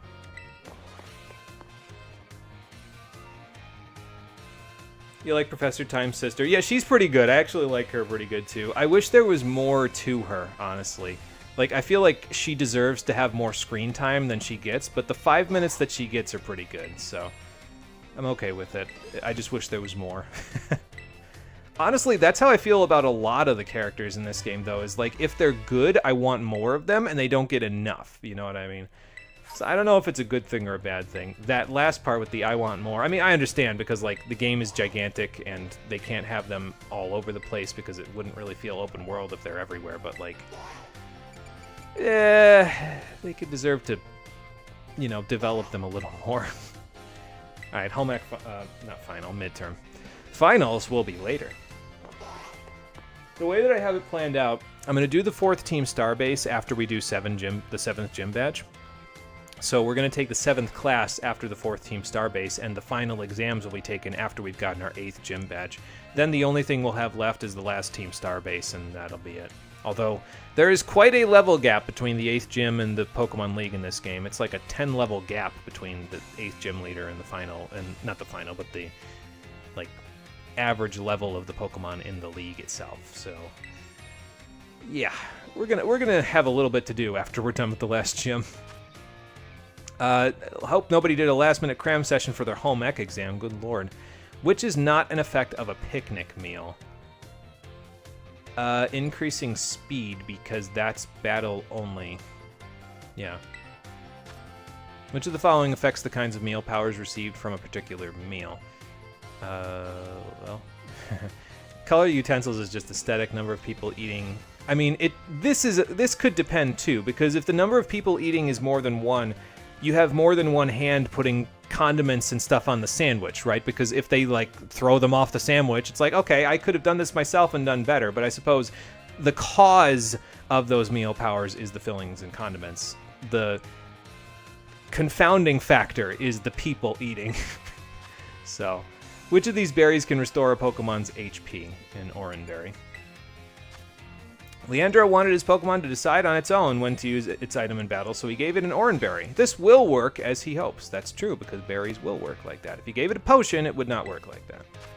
If a move runs out of power points, it can no longer be used. If a Pokemon runs out of power points for all of its moves, it can only sit there in frustration. That's false. It can struggle, but boy will it hurt after a while. The time for questions is over. It's time to get your results.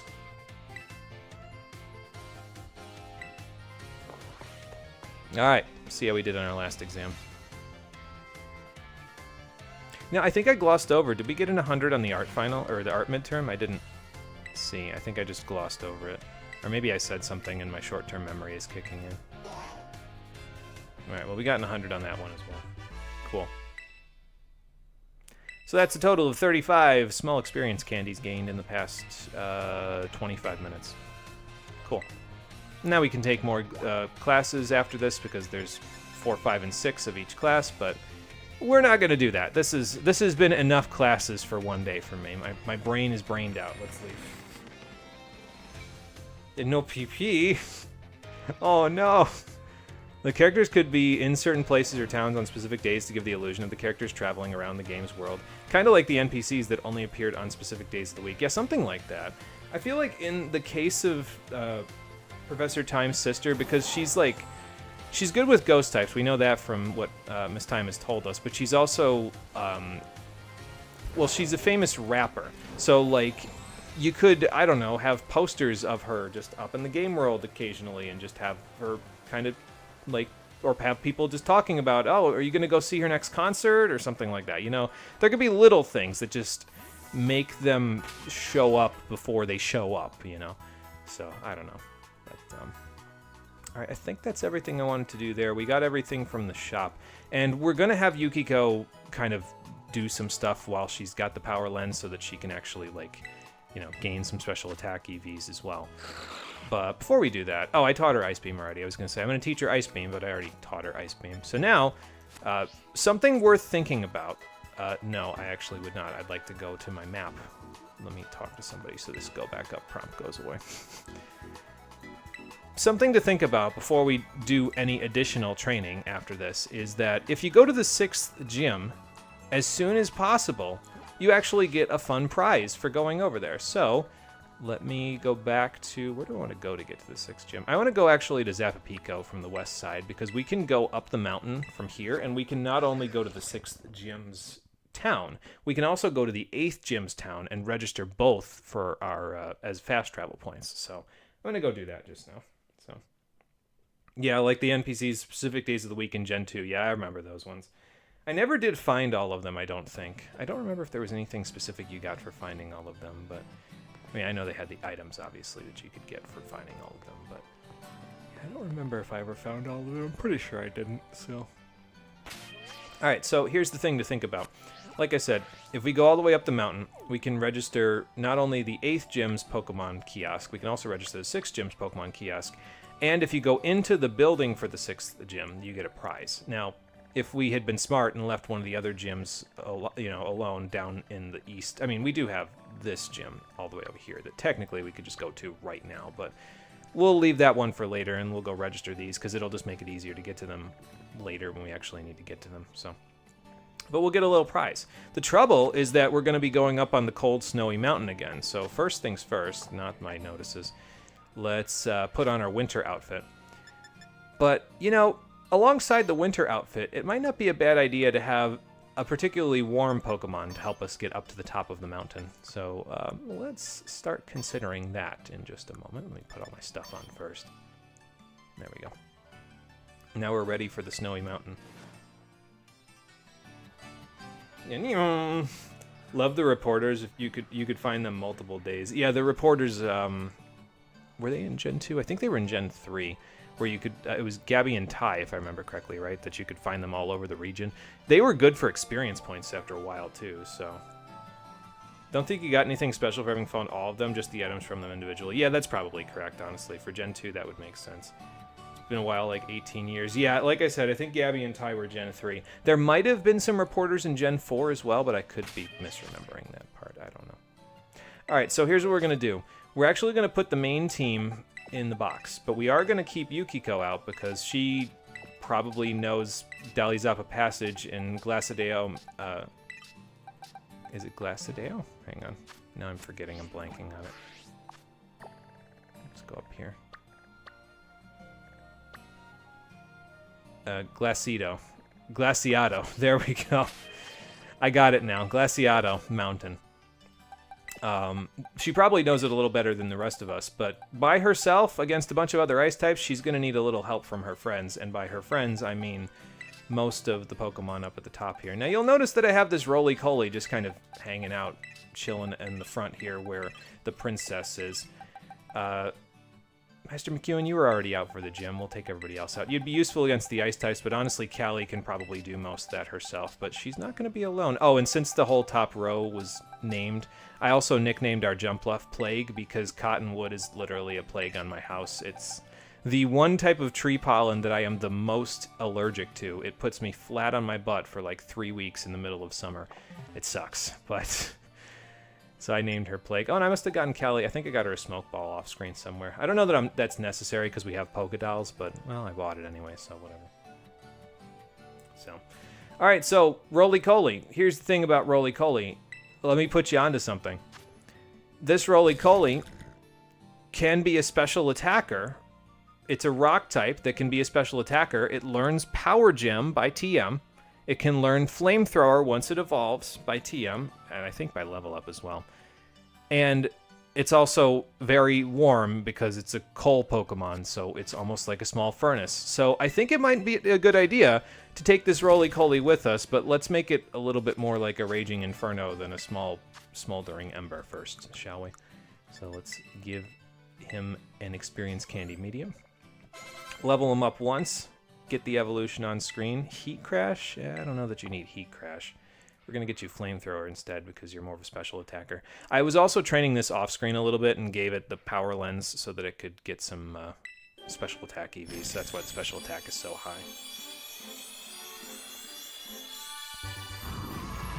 So now you're a small train car's worth of coal, but we can go even larger than that. As you'll see in a moment.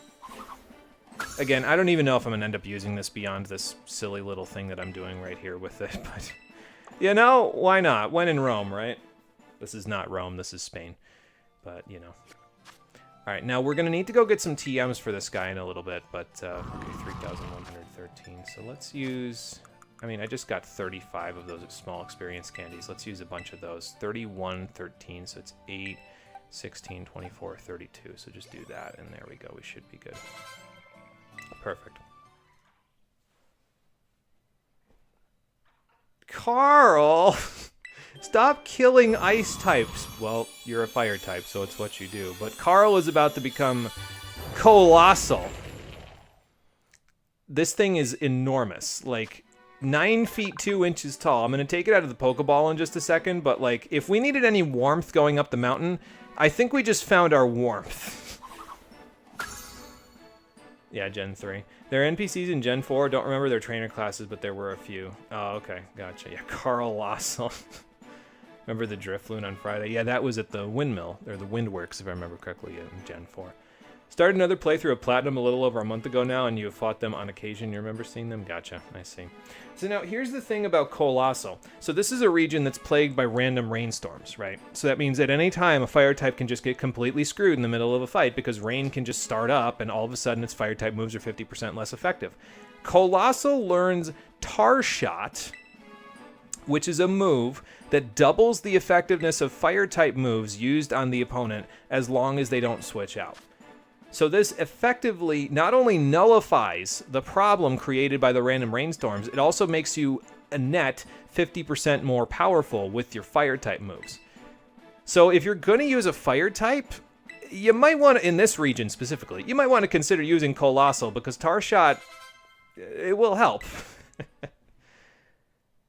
Now, we could name Colossal Carl based on what Chris has in the chat there, Carl Lossel. But tell me if... So, I've opened my third eye with this one. I've seen the light. The reason why this one is right next to the princess is because this is the king of fire in this region, according to what I just said. So let's give it a name befitting a king, and then you can tell me... It's going to be a pun, obviously, but you can tell me if you would prefer Carl after this.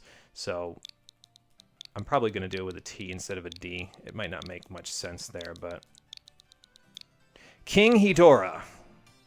It feels really weird not pronouncing the G with that one, but so the princess and now the king. Good lord, what a roar. So, Uno reverse card for rain? Nice, yeah, exactly, that's what I'm saying, so a little helpful. Alright, Conker, take it easy. You have a good one as well. We'll see you next time. But, absolutely gigantic Pokemon. Like, holy man, look at this guy. So, obviously, gonna be able to keep us warm on the way up the mountain. Let's pad him out with a few extra moves, shall we? So, first things first, I want to go here. I probably shouldn't even have flown to Zapapico, honestly, because we're not going up the mountain just yet. I'm gonna go grab a bunch of moves first that I don't need from anybody else. But when we come back to Zapapico, I'll probably save and quit the game. Honestly, just because I feel like it'll be a little better for the game's frame rate stuff. Oh, that's Mario. That's not what I'm looking for. Excuse me. I think what I'm looking for is this right here. Yep. The Power Gem TM that I was just talking about. So now we can teach our special attacking rock type an 100% accurate rock move. That never happens. So that's rather nice there. Now let me think about this. I know the next one we need is right around here-ish. So I guess we can go get that one. I'm trying to remember where the other Earth Power TM is, and off the top of my head, I can't recall. I guess we don't need Earth Power. All we need is Power Gem and Flamethrower, and I could always go get Earth Power later. But, you know, I could just look it up, so maybe I'll do that once I get this one. So, hold on. Pause for a moment. And by that, I don't mean all of you. I mean, I'm going to check that in just a second once we get this Flamethrower TM. So, Nice thing about this flamethrower TM, though, is that it's pretty easy to get even from the beginning of the game. I don't think you need any particular... Okay, Persian, I'm very distracted right now. Sorry, by the levitating mischief. I don't think you need any particular movement options to get it. It just takes a little while to get up here if you don't have movement options. Like, let's see. I mean, I guess you could come down from the mountain. Like, you could go up the mountain this way and then come down this way to go all the way around and then just drop on top of it. Or, no, you don't even need to. You could just go this way, go up this little path, and then go up here, and there you go. So I guess me climbing up here is kind of silly, but... I'm already here. I'm doing it. Oh, there's another Axew. So I guess if you didn't get an Axew where I got it, you can get it here, too. Probably a little higher level, but, you know. But yeah, here's the flamethrower TM right here. Let me grab this. Oh, that replaces that... Wow. Pride of Pyroar. I think we said that again. I was going to say that replaces that max revive that I used before. Alright, King Hitora, let's teach you Power Gem and Flamethrower at the very least. And so now you don't have to rely on Ancient Power. That was the thing about Colossal in Gen 8 that always kind of pissed me off, is that it couldn't learn Power Gem in Gen 8. So if you wanted it to be a special attacker, which it could be, because its attack and special attack are even at base 80, you basically had to rely on Ancient Power, which meant you had at maximum 8 power points on that, and then you had to go to the Pokemon Center or use an Ether. Now you have 20 power points on the same type attack bonus move, which is much better. So, he's a honk. Definitely a chonky boy, that's for sure. Alright, I'm going to look up where that Earth Power TM is real quick. Hold on one second. Back to chat in a moment. Let's get my Paldea region map on my phone. This one. Unload all of the items that are on the map because I don't need all of them. I just need Earth Power. Search for Earth Power. And we have... Oh, that's where that is. Okay. I knew I had to go that way for some reason. Okay, so we'll teach, let's see, we taught you Power Gem and Flamethrower, now we'll go get Earth Power for you as well. So, where is Earth Power? Well, if we go back to the Leaking Tower of Paldea, all the way down here, we can actually, there's a couple of things I want to look at over here, but we can go down to this chunk of sandy rock down here, and that should be where we can go. So. Ooh, it's a good thing I put on my winter uniform. It's already snowing over here. Of course, it's not going to help too much here because I'm just going to get wet and then go where the snow is, and that's not really going to be too good. But, you know, it'll be fine. Yeah, slow kicks. You're good. You can just go kick something else. I'll get out of your way now. So, but yeah, we could just go right over to Alfornada right now and just skip this whole process, but. Rather than do that, let's go mark a bunch of fast travel points on the map, just because that way we've got them, you know. Do a little Skyrim horse climbing on the mountain here. You can actually do that in Oblivion as well. I found that out from having played Oblivion Remastered now. I'm going to check what this Terra crystal is as well, just to see. Oh wow, a wild Gallade up here. Well, I guess if you didn't have the Dawnstone, you could use that. 3-star Terra Dark Pessimian. We're going to be going to Tag Tree Thicket later, and there's Wild Passimian there in Violet version anyway, so I think we'll just do that instead. Oh, I need to go up here. That's where I need to go. I'm just going straight towards the flag when I actually wanted to show this off. So if you come up here, it's very windy, for one thing. But this lake here is actually the earliest point in the game, as far as I'm aware anyway, that you can catch wild Dratini. A lot of the guides online will tell you that the closest place you can catch them is in Casaroya Lake, but as far as I know, this top layer here is the earliest point you can catch them. And actually, I don't even need to wait. I can walk up to you because you display the timid behavior, which will mean you'll, well, run away from me. I was thinking it was going to run away, like, not by going under the water, but, well, I guess it went under the water. So now we get to wait for it to come back up because I'm going to try to catch it if it does come back up. Dratini? Still down there? I wonder if I get a back attack if I do this now. Yep. Okay, cool. I was going to say, I think it still has its back to me, so. Do you need a bigger floaty there, King Hitora? It looks like the one you've got can barely contain you. Oh my lord. This thing is enormous. Yeah, this is actually a male Dratini. I'll come back for a female one. It sounds weird, but I actually have a better nickname in mind for a female Dratini than a male one. So, but yeah, this is the earliest point that you can catch Dratini, so if you want one, this would be the place where I would say to go to get it. So, yeah, big impact. Alright, cool. Oh, I didn't get Earth Power. I'm coming all the way over here, and I'm not going to grab the one thing I came over here for. Yeah, no, let's not do that. Let's actually go get the thing that I came here for. So. I should probably go grab this item, too. Logistically, how exactly do Pokemon use TMs? Do you play a video for them to watch? Do you chuck it at them? How exactly does the CD teach them a new move? Yeah, Dratinic effect. Based on the way that they did it in Gen 3, and I don't know how, like, accurate Gen 3 is, you place the TM to their forehead. Like, you literally put the side of the CD that you... Well, I guess you can scratch both sides.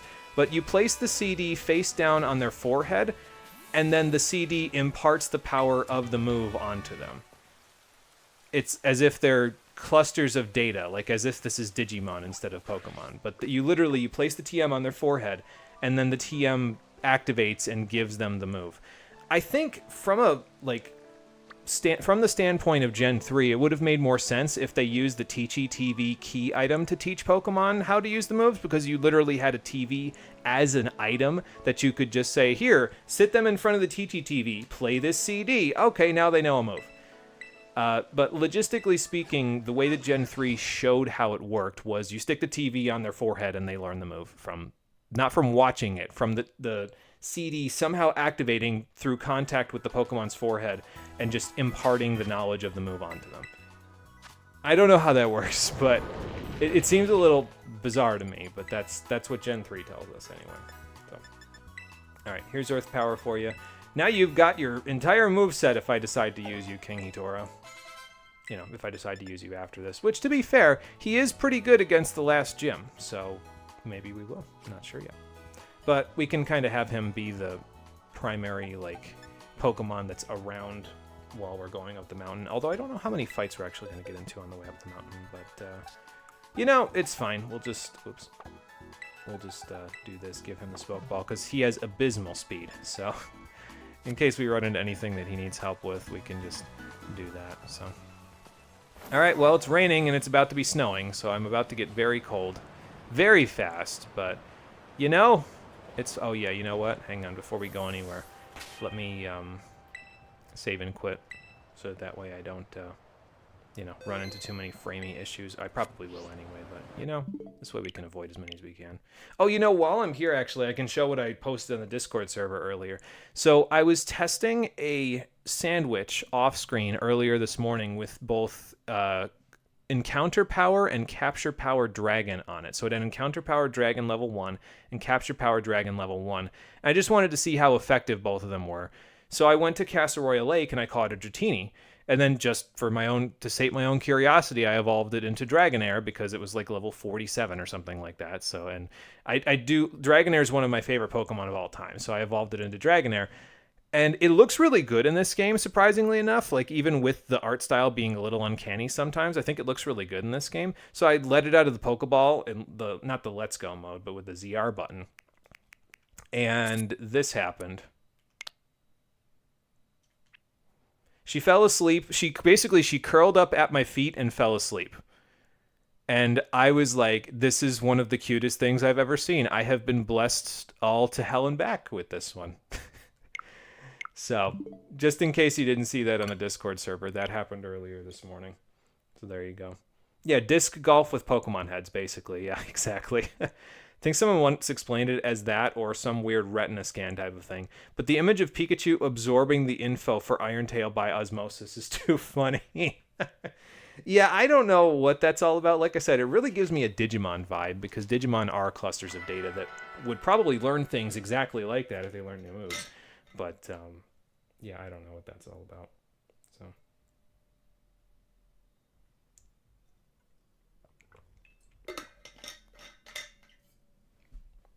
Now, will we get a Dragonair of our own later on in the game? Yeah, I'll probably go back and catch a Dratini in that lake. and just let them curl up, but we can do that later. Oh, if you're just randomly wandering around and you end up fighting a Vigoroth out here, be careful, because Vigoroth have the move counter. Was I talking to you? I thought I was talking, well, I was talking about you, but I don't know that I was talking to you. Have a tar shot, friend.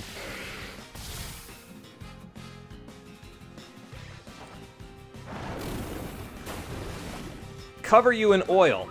Then use the Ardor spell. Oh wait, that's Final Fantasy XII. So yeah, it increases the effectiveness of fire-type attacks by a total of 200%. Which means this should probably KO after this. Yeah, just a little bit. Pokemon do become data when in the Pokeball storage system, but does it really work like that? I don't know that it works exactly like that, honestly. Anyway, what I was going to do before I was very rudely interrupted by that Vigoroth, whoops, was I was going to catch this Pokemon that I probably don't need a surprise attack on it. I think its capture rate is pretty good, but Citadel. We'll catch a Citadel because why not? I don't know if Earth Power will KO you. Power Gem and Flamethrower probably, but Earth Power might not. Yeah, okay, cool. There's a weird glitch that happens with Earth Power. I don't know if it's specifically in dynamic camera mode or what, but like they don't do their cry until after they've used the move. It's really weird. The princess is going to get some action because, excuse me, she hasn't seen action in a while, but she has Yawn, so that'll make this catch a little easier. But Citadel's one of the other ones I wanted to capture. It has an evolution that we can do with an Ice Stone, which we should find while we're wandering around up on the mountain, either now or later when we're going to fight trainers and stuff. So, actually, that puts you in pretty good range for me to catch you once this Yawn goes on. My baby! Citadel, I mean. Citadel is super cute. I like it. So, it's cool. Yeah, you know, Callie, why don't you come back out? I was going to have Yukiko come out, but yeah, she's fine. We can have her do some stuff after. Yeah, I don't think you can just reprogram a Pokemon. I think the only case where that works is Porygon, because Porygon is literally a computer program, but I don't think it works like that for other Pokemon because they're biological creatures. So, and James the Catboy, how you doing? Welcome back. Yeah, we're wandering up into Dalizapa Passage to go up to Glaciado Mountain. We're going to register the Glaciado Pokemon Kiosk and Montenevera because we got the 5th badge already. So we're going to register those two, just so that way we have fast travel points. There is another site of Paldea up here as well, so we'll probably grab that while we're up here too. And then once we have those, we'll collect our prize from the 6th gym, but we will not challenge the 6th gym yet because we're not nearly ready for that. So this is silly, a little Pokemon, Citadel. Oh, we can make another claim. Cool. 180 species now, so that gets us 10 more Stardust. Cool, I guess. We'll start getting better, like, sellable stuff later, if I remember correctly. But we're only 20 species off now from finishing Professor Jock's next milestone, so that's pretty good. Where'd the, okay, Citadel went over here, so let's stick you over here. Only 6 more Pokemon left to capture. One of them will be that Dratini that I was just talking about, but we'll, like I said, I'll go back for a female Dratini later. And we'll go from there. There is one other ice type I want to catch up on the mountain here. And I was originally going to catch a Dreepy while we were up here too, because they spawn near one of the lake, well, river areas on the mountain, but I already caught a Dreepy, so. Alright, so you can go to Medali if you go that way. That's also where the Dalizapa Pokemon Center is through that cave. We went into that cave to catch Snorunt earlier. But instead of going that way, go this way up the Glaciado mountain path. And actually, you can get to this mountain path even if you go the other way because there's a big, like, spiral that you can go on to get there. Oh, look, another Dawnstone. Actually, probably fighting off some of the Pyroar if they decide to be aggressive wouldn't be a terrible idea either. With Colossal, but, you know. Be careful of those Espatra as well because they are very fast. Pretty much as fast as Paldea and Tauros, so. Oh wow, it's the boss and his minions. Oh, we're still jumping frames despite the fact that I save and quit, but I guess that's fine. I'm not going to fight any of the trainers on the way up because we'll be coming back this way eventually anyway, so we'll just fight them when we come back this way, you know. Although, is there a... Yeah, I was going to say, there's ruins up here, so we could go over there and have... a little quick fight with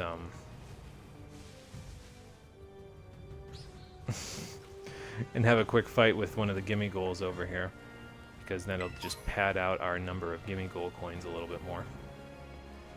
We'll be at just about 800 if we go there. You know what? I didn't even intend to run into you. I didn't even see you because I wasn't paying attention, but this is the other ice type that I want to capture, Snom. Snom is such a silly little Pokemon. And we're going to catch him. So he's the other ice type that I wanted. How's the princess doing? 33 HP ain't a whole ton. I guess she resists both the Snom's same type attack bonus moves, though, so we should be okay. It's Snom! Have I even done a single gym? Yeah, we've done 5 gyms so far, actually. So we have done some gym stuff. We, for the first 3 streams, we did not do any gym stuff because I wanted to get the, well, the first, like, stream and a half was basically just tutorial stuff. And then I wanted to get all the Titans done. But yeah, we started doing gyms after that, so we've been doing gyms since, oh, I guess you've had enough sandwich powers now to start avoiding stuff in time with a shout.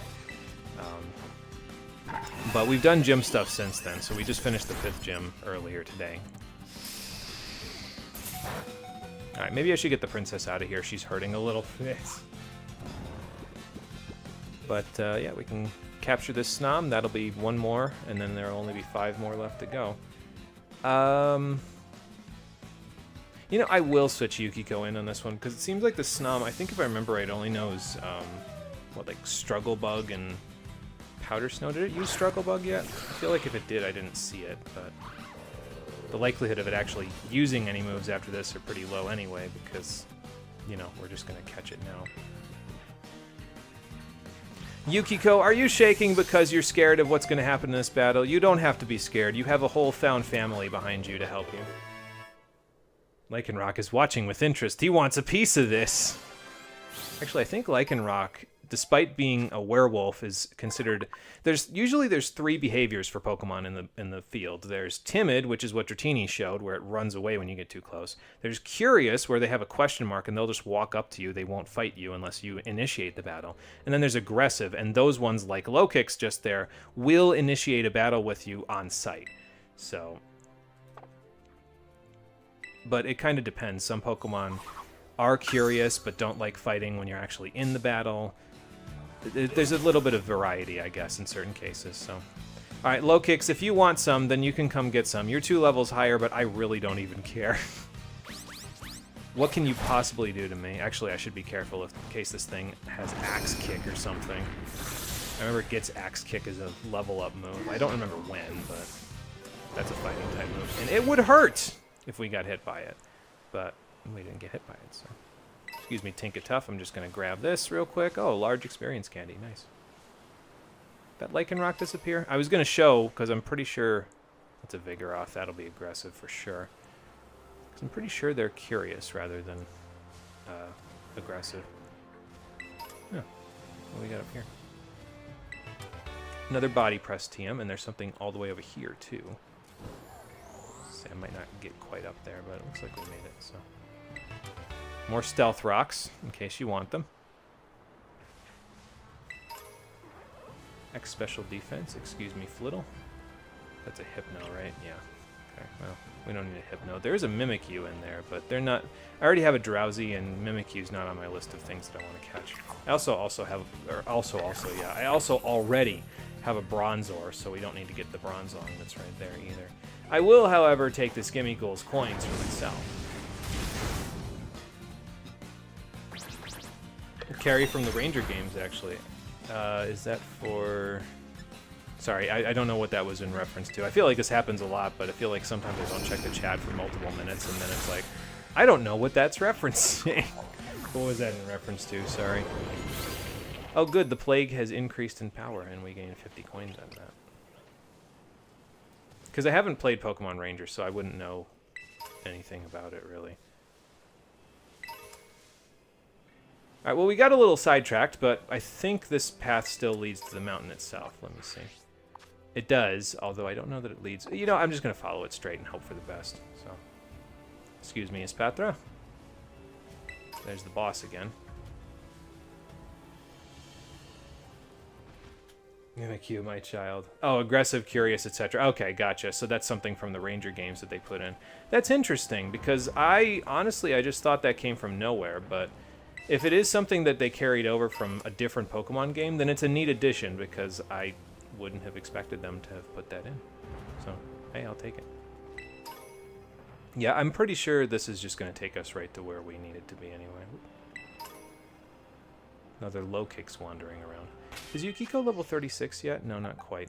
You know what? Let me heal you, actually, Princess, because you sitting around just not being healed is giving me a conniption, so there you go. Not that it matters anymore. We don't have anything else to catch, but, you know.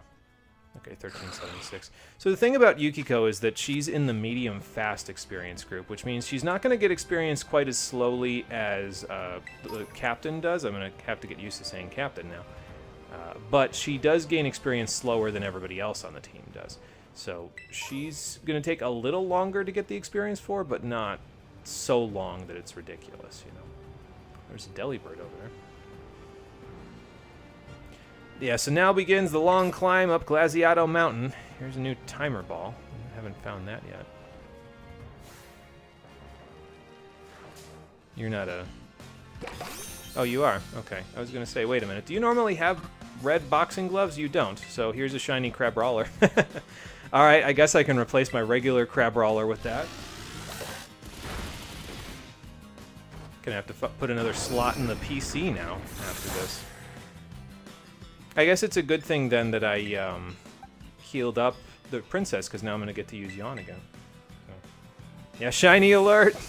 We've been getting a lot of these, actually.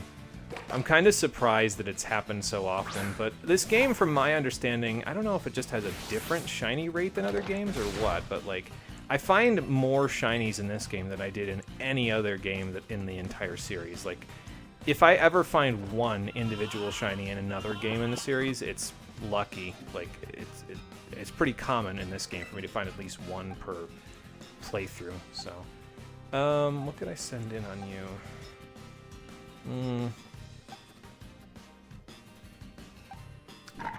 I mean, most of my guys are pretty weak to most of the things you do. I'm just gonna send in the Goater Cycle.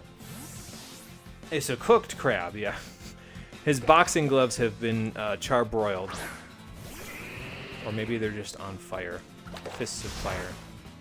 Well, that did pretty good damage for... Oh, okay, it's a crit. Never mind. I was going to say, for a not very effective move, that's pretty good.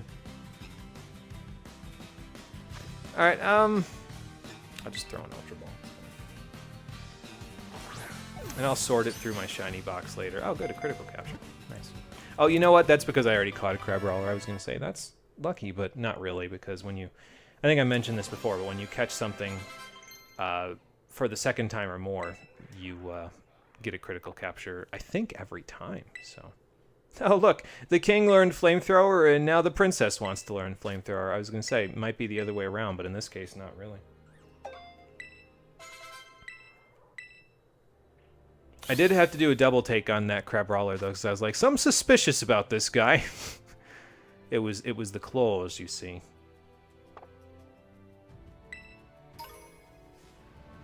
Alright, well anyway, let's keep going.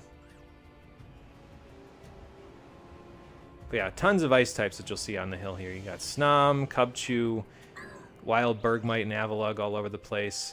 Also, be careful of these, because they might look like items at first, but they're actually little Greavard that have buried their heads in the ground.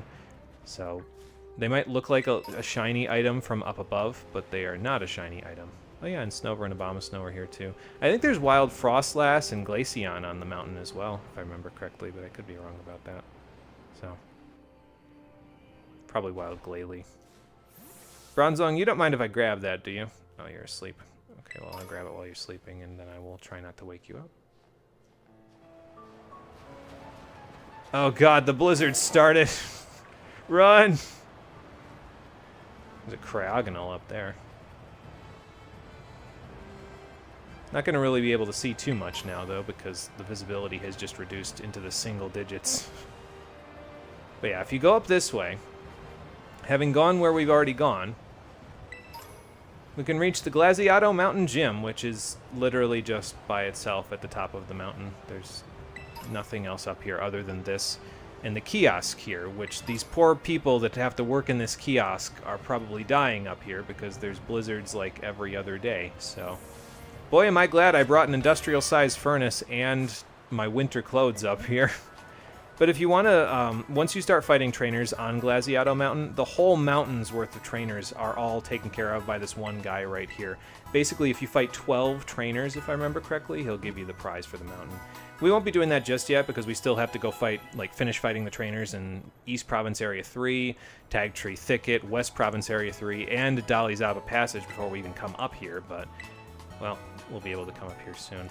But if you go behind the Pokemon Center here, go up the hill this way. I was going to say, is that a wild Gengar? But no, there's just a ton of Pokemon up here. That was a wild Haunter. There is a climbing point here somewhere. I don't remember where it is. Maybe it's here, and I can just kind of go up and up. Ooh, okay. I don't want to go down and down. I want to go up and up, actually. Might have to Skyrim horse it a little bit. That's okay, though. Okay, there we go. I found the climb point. Go all the way up here. And all the way over here, here's a Brave Mint for climbing all the way up here. But this is one of the 10 sites. Paldea's highest peak. So there you go. And actually, if we aim ourselves correctly, we could probably fly all the way down to the Montenevera Pokemon Center from here, because it's all the way down there. So all I gotta do is rocket myself off of this. Oh, we can see it from here even. Perfect. Well, you know, and actually I should show you, if you don't want to come up here, how you can get there normally without having to rocket yourself off the top of this. You can just go there by foot, actually. And you could go around the north side of the mountain by going over onto the mountain by Medali and then just coming around that way. But for some weird reason, the Pokemon trainers on that side of the mountain are at a higher level than the ones on this side of the mountain, even though that's the path to the 6th gym, and this is the path to the 8th gym. I'm not really sure why they did it that way, but that is how they did it, so... Now, the random pickups that we can find around here, there might be an ice stone contained in one of them, but I think there is a guaranteed one around here somewhere. I don't know where it is exactly, but... There's an icy rock. That's not exactly the stone I was looking for, but there... Okay, there's the stone I was looking for. But yeah, see how I kind of veered into this Greavard there? Because I was like, oh, there's another item. No, it's actually a Greavard, so... Just keep that in mind while you're wandering around. You might just run into some random Greavard on the road, so... Glaceon's cool. Sorry, that one was lame. No snow jackets. Must be the same stuff as those Pokemon Ranger outfits. Yeah, they gotta have some sort of insulation in those outfits, because I can't even imagine working there in just normal stuff, you know? Hi, Snover. What are you up to? Oh, look, it stopped snowing. I would think since I just encountered a Snover, it would start snowing because snow warning, but, you know. You were doing the Porygon event earlier today and caught 10 shinies plus a Geodude, so you do feel the rates must be different for this game. Yeah, wow, that's a lot of shinies, holy. Now, is that boosted by the shiny charm or anything like that, or is that just normal odds? And I mean, I could still see it being normal odds being boosted anyway, because, excuse me, like, I've gotten, this is 3 shinies now in the space of this entire playthrough, and we've been playing for like 30 hours, whereas I'm lucky to have gotten more than 1 across any of the other games I've played total, you know? So... I was going to say, what is that? That's a trainer. That's not a Pokemon. That is an item down there, though. Delibird Parcel. Okay. You dropped one of your gifts, Santa Claus. But yeah, if you go down the slope here, you can actually end up on the path going towards Montenevera from the opposite side. I think it's all the way, yeah, down here, and if you go across this bridge, you're basically on the south side of Montenevera now. So this is kind of the backwards way, because I guess you were probably supposed to go this way to go from Montenevera to the Glaciato Gym. But, oh, there's a snowball. But I'm going to go this way because this gets me to Montenevera and gets me, whatchamacallit. It gets me to both, and it lets me register both of them on my map anyway, so. And a whole bunch of Greavard there. Apparently a mass outbreak of wild Delibird. All of Santa's little helpers are over here. That's cool, I guess. Yeah, here's Montenevera right here. So, you can find wild Klefki over in that little corner there, by the way. I only know that because Klefki being a steel and fairy type, if you don't want to use Tinkatink or its evolutions and stuff, Klefki is the only other steel fairy type in the region, if I remember correctly. I don't think Mawile is available, maybe in the DLC, but definitely not available in the base game. So. Oh, that's with no charm? Yeah, then that definitely it has to have some sort of boosted odds. Because, good lord. If you're finding 11 shinies in the event today, it's got to have some sort of boost. While we're in Montenevera, let's just explore around a little bit. This guy offers hyper training, and you don't have to get them to level 100 anymore. If I remember correctly, in Pokemon X and Y, you had to get them to level 100. Now he'll let you do it if they only get to level 50. He'll still require bottle caps, but if you beat the 6th gym, you can actually buy those from Delibird Presents. So that's very powerful. I'm surprised they would offer something so substantially powerful before you beat the game, but, well, there it is. So there's Leech Life. If you go down this path, that'll lead you back down to... Basically, it goes all the way down and around to this Pokemon Center right here. And I think if I remember correctly, right around this Terrajewel here, there's another site of Paldea right here. And actually, there's one right here, too. Or maybe it's here. I don't quite remember. I'll look and see where it is, so that way I know for later when we come back here. I'm just going to Montenevera to grab a couple of items, including this one, the Covert Cloak. It's a new item as of this generation, if I remember right. Basically, it gives your Pokemon the Shield Dust ability, so any secondary effects on moves can no longer happen as long as they're holding that. It's a pretty powerful defensive hold item, so it's probably worth your time to think about giving that to something that you have that's more defensive. I might give it to one of my Pokemon, I'm not sure yet. But there's a free Dusk Stone right there, so if you've been missing one for your Miss Magius or your Honchkrow, it's worth grabbing that one. So, alright, King Hitora, I'm going to give the Smoke Ball back to Callie now, because you won't need it anymore. And I'll sort you later. But yeah, just going into the 6th gym here will get us our little prize. I guess you could kind of consider it like a bonus for passing all of our midterms, but this will happen as long as you go to the 6th gym, even if you haven't taken any classes at all, so. He's adorable. Yeah, there you go. Clearly they realize no one wants to wait until then in this game. Yeah, I guess not. I mean, how would you even get to level 100 in this game? There's no real good Chansey hunting spot, at least not in the base game anyway, past about level 45, so you'd be at that for a while. Hey, Professor Jacques, what are you doing all the way up here in sandals? I feel like you're gonna get frostbite, but... quite honestly, with all of Nemona's goading, I'm still not 100% sure yet. I'm sure I'll figure it out, but... Well, no, but I guess that's the important thing. If we figure out how to answer the difficult questions while we're kids, we'll be able to answer the difficult questions as adults, so... I suppose so. It's making me stronger anyway, even if I'm, you know, complaining about Nemona the whole time. And for coming to the 6th gym, you don't even have to beat it. You get the Lucky Egg, the one and only one in the game as far as I'm aware, although you might be able to 3D print it in the DLC. I don't remember, because I don't have the DLC, but it's the only one I have access to, and it increases the experience points that the holder receives. I wanted to come up here because this will allow me to get the evolutions that I need to get done with all the Pokemon in our boxes a lot easier, because anything in the slow experience group just takes forever. And I'm specifically thinking of Dreepy, who conveniently is in basically the center of the screen there, because the one I caught is level 20.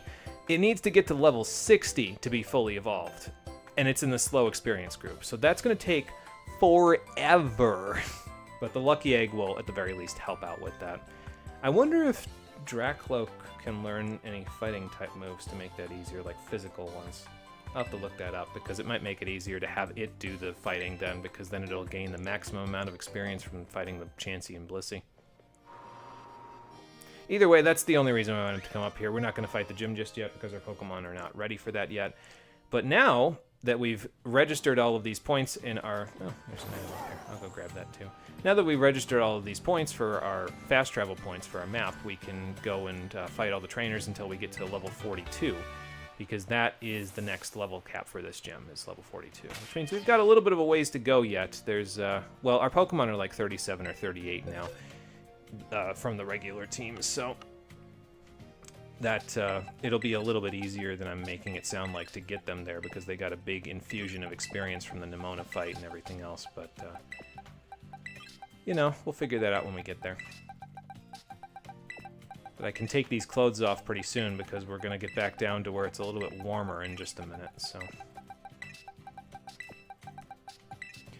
And I'm going to leave Yukiko up front because she's the one that needs the experience and the EVs the most. So, yeah, but yeah, as you can see, everybody's like 37 or 38. I'm going to give the captain the lucky egg for a little while. He has the assault vest, and that's fine for him. It's working out pretty well. But while we're training, it might be worth it to give him the lucky egg just so that way he... because he's in the slow experience group, it'll get him to his levels a little bit easier so he doesn't fall behind. So... You know, while I'm thinking about it before we go training, maybe it would be best actually to use one of the Dawnstones to evolve the male Curlia that we have into Gallade. Because as far as I know, that and Snowrunt and Defrostlass are the two Pokemon that need Dawnstones in this game. So, since we have 3, I might as well take care of it now, you know? Okay, and I could take care of Citadel because I have the Ice Stone as well, but I'll just do this one while I'm thinking about it. Yeah, the captain and his lucky grenade. I only got one. I'm not throwing this one. I'll throw all the other ones, though. Hey, Belgabad, how you doing? Welcome to the stream. Any physical attack should work on chance. Even lower level should be able to 1-2 shot with any 80+ power physical. Yeah, honestly, because their physical defense really isn't all that high, even though they're in the mid-40s. So probably I could get away with using like Dragon Claw or something, because by the time Dreepy evolves into Dracloak, it'll be level 50. So it should be able to match pretty well power for power. So I guess, yeah, you're right. I probably don't even have to worry about the fighting type move. It would just make it more guaranteed. I'll give it a shot once it gets to Dracloak, because that'll definitely make it go faster because it'll gain 50% more experience. So, you know what? I'm going to evolve Citadel as well just because I'm thinking about it now. So let's just do that. Now, if I remember right, this Gallade, yeah, I was going to say, should have the sharpness ability because it had Trace as a Ralts and a Curlia. So, the sharpness ability will actually boost the power of Slash and any other slashing moves like Psycho Cut and that sort of a thing. So, there you go. Alright, put you here. I'll grab... I wonder... I'm trying to remember if Snom needs an Ice Stone to evolve as well. I feel like it's not an Ice Stone, though. I feel like it's like a friendship thing. I'll look it up later. It's not really a big deal for right now. I'm just doing these because I'm thinking about them. I know that Citadel evolves by Ice Stone, though, so let's do that while we're here. And the small baby will evolve... Well, not really small baby, but the baby will evolve into... Cititan. Holy, what a roar. Haven't heard something like that since we fought... Well, we didn't fight Rocknem. We found Rocknem. Or maybe Rocknem found us. Be a pretty good nickname for a Cititan, though. If you know, you know. Probably the people that are in the chat right now don't know what a Rocknem is, but all the OGs know. Well, I mean, you could have played the game. We played that game for the stream, but if you've played the game yourself, then you probably know what I'm talking about. So, if you haven't, well, it might be getting a Switch 2 release because it was a GameCube game, so we'll see. Alright, back down the mountain. Let's go all the way back down to, this one. We'll go to this one. Take off my, my winter outfit because I won't need it down here in the quarry side. It's going to be too warm. And then we'll start training up our team so that we can get ready for the 6th gym battle. Obviously, it's going to take a little while because it's almost 10 o'clock, so I've only got about a half hour left, but that's okay. We can just do a little bit tonight, and then on Saturday we can keep going. Probably by Saturday we'll be able to get everybody trained up, and we should be able to, probably by the end of the stream on Saturday, we'll be able to take on the 6th gym. I could be wrong about that, but just judging by our levels currently, I think that's feasible. So, high friendship during the night. I thought so. Yeah, I was going to say, I'm pretty sure it had to do with friendship, but there you go. Thanks for the information. Appreciate it. Yeah, big baby. Genuinely, yeah, just a big baby. Pretty sure you can meet wild Cititan up on the mountain somewhere. I don't remember where, but pretty sure they're considered curious. They're not considered aggressive, so I'm pretty sure it is just basically like a big baby. They just kind of look at you and they're like, hey, what are you doing? Now you'll notice that there's one specific stone that we have not been finding. It's been particularly absent in the process. We've been finding a whole bunch of other stones, but there's one we have not really found yet. It's only found, as far as I'm aware, in Tag Tree Thicket in this game. And we will be going there once we're done here in East Province Area 3, according to this guy's calculations. But, well, Tag Tree Thicket is something. We'll get to that in a minute. Well, you're right. There wasn't a 100% chance I'd challenge you because you're one of the 7 trainers I want to fight while we're here. Here's another Midnight form Lycanroc. Did I call it Dusk form before? I think I might have called it Dusk form before, but either way, this is not a good matchup for Yukiko, so get the heck out of there.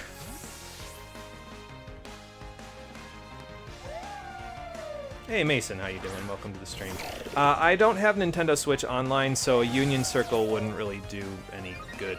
So sorry, I'm not doing one. But you know, if I did have it, I wouldn't really see a problem with doing it. I'm too poor to be able to afford Nintendo Switch Online, though, at the moment. It's either that or pay for a vacation, and I know what I'd rather. So, but yeah, did you see that 800 experience for Clawitzer from that fight right there?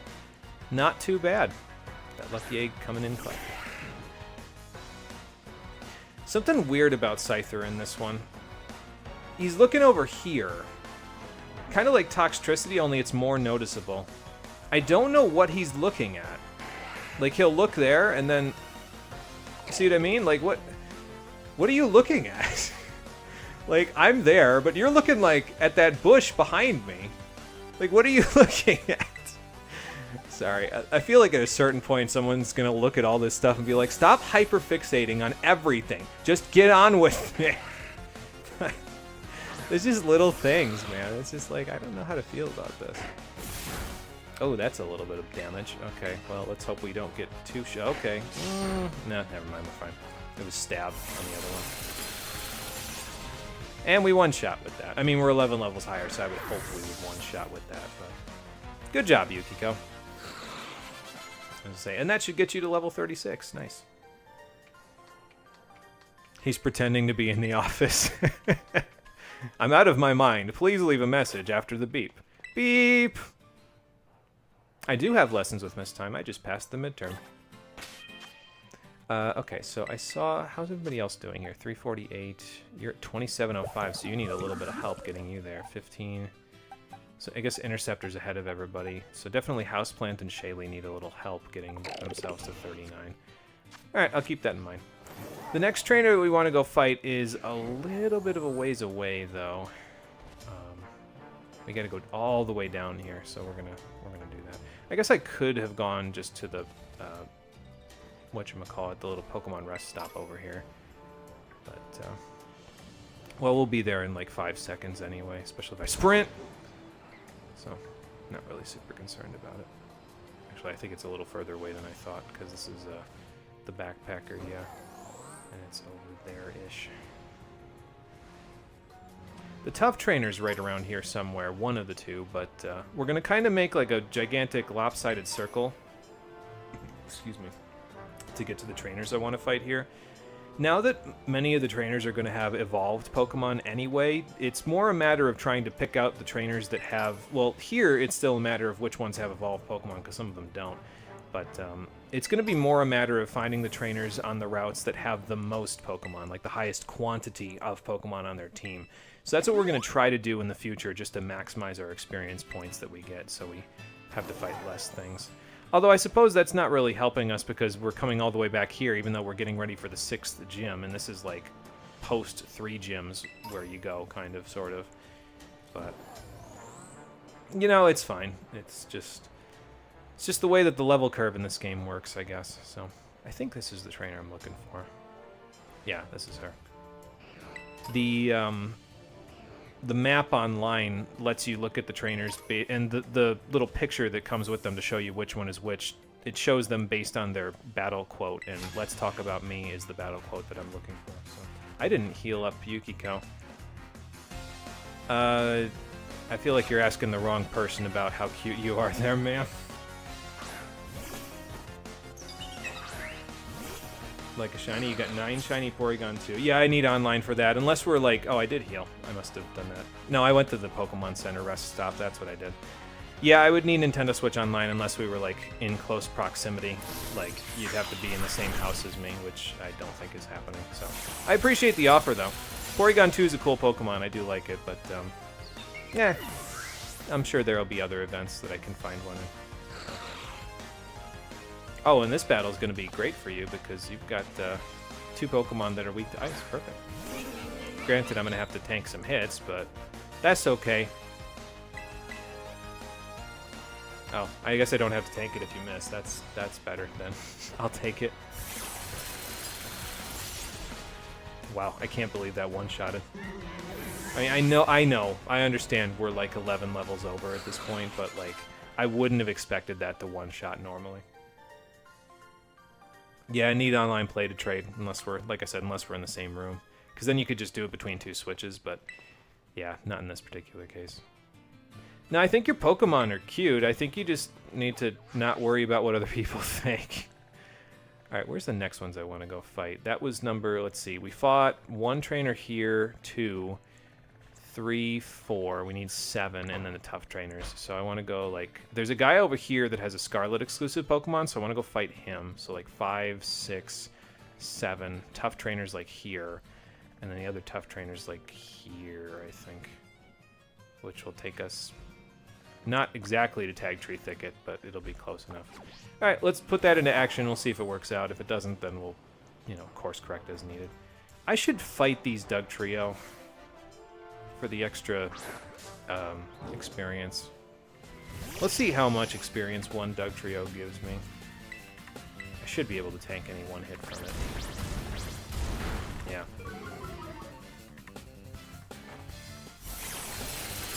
And this will KO because it's an Ice-type move on a Pokemon that's 10 levels lower than me.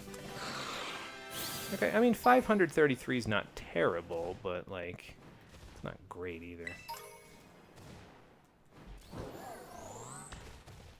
In case you missed it before, the fly point that you see over here is the 1,000,000-volt Skyline. That's what's over here. I guess I didn't grab this item, though. Let's go grab this TM. So it's one of the 10 sites. We're going to grab all 10 of the sites at some point. Oh, it's low sweep. Okay. Okay, game. What on earth did you just do there? I probably can't run from this Diglett, can I? Oh, okay. I figured with the power item I wouldn't be fast enough, but apparently I was. So. Yeah, here's the 1,000,000-volt Skyline. We already got that one, though. I do eventually need to go over to that lighthouse over there, though, because I think that's also a fast travel point. And I'm trying to get all the fast travel points on the map if I can, so... I should probably... I need to also go to that watchtower, but we can do that on our way to the second tough trainer, so... And you know what? I'm going to heal while I'm thinking about it, because we're not close enough to the rest stop. So let's just do it that way. Alright, there we go.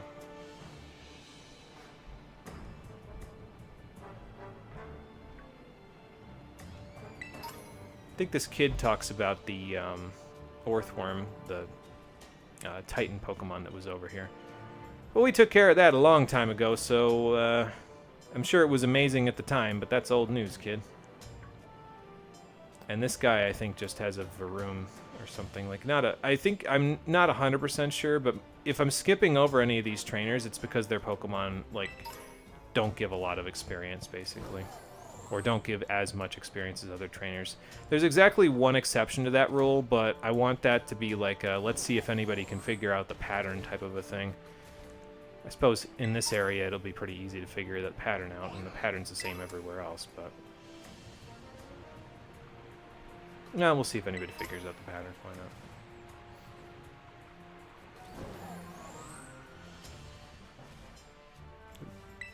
Where's the item? There it is.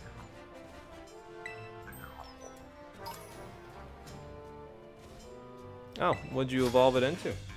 Evolution means big experience points, typically. Alright, listen, man. I'm not going to be your punching bag. Let's see what you got, and then I'll figure out what we're going to do with it. Oh, Gyarados. Okay. Well, if it knows Thrash, I might be its punching bag. Yeah, about that. Apparently, Inner Focus also prevents Intimidate now, which is just... honestly really funny to me. I don't know why, it's just really funny seeing it get blocked by so many things. Oh, I didn't teach Shaylee the other move I was going to teach her yet. I got to do that at some point, so... Alright, now let me see if this works in the order I think it works in here. Because we got throat spray for Houseplant here. So I think, if I remember correctly, the way it should work, or at least the way I think it'll work, is I'll use Hyper Voice. I could use Giga Drain, but I think both will KO. I'll use Hyper Voice. The Throat Spray will proc before the damage is calculated, and then I'll get a +1 boost. I'm not sure if that's how it works, but... And if it doesn't, it's fine, but... I would like it to happen that way. Let's see. Yeah, I'll take the Seed Sower, that's fine. You don't have to pout about it, Gyarados. What's happening with your mouth there? Okay, so it procs afterwards? Or is it just like that because it KO'd it? Let's see, hang on. Is it going to show it? No, it won't show it this battle. Okay. So we still don't know how it works. Fair enough. I guess I'll figure it out later. This is the first time I've ever using Throat Spray as a hold item, in case anyone's curious. I've never used it before, so that's why I'm trying to kind of like lab it, I guess. This feels like one of those like weird internet comments where it's like, man, I wish women were real or something like that. Oh God. Sometimes I like look at the dialogue in this game and I'm like, you know what? Somebody wrote this with intention. Someone did this on purpose. Alright, this is the guy with the Scarlet exclusive, if I remember correctly. But yeah, this is the quarry site, or the mining belt, as he calls it. That's why there's all these elemental stones and a bunch of other crazy stuff up here. But here's the Scarlet exclusive, Stonejourner. I'm trying to get all of the Scarlet exclusive trainers on screen because we just won't see those Pokemon in this game since we're playing Violet, so... Just so that way we get them. I know, it probably was stupid of me to leave an Ice type in, but Stonejourner has like base 20 special defense. It'll die from this.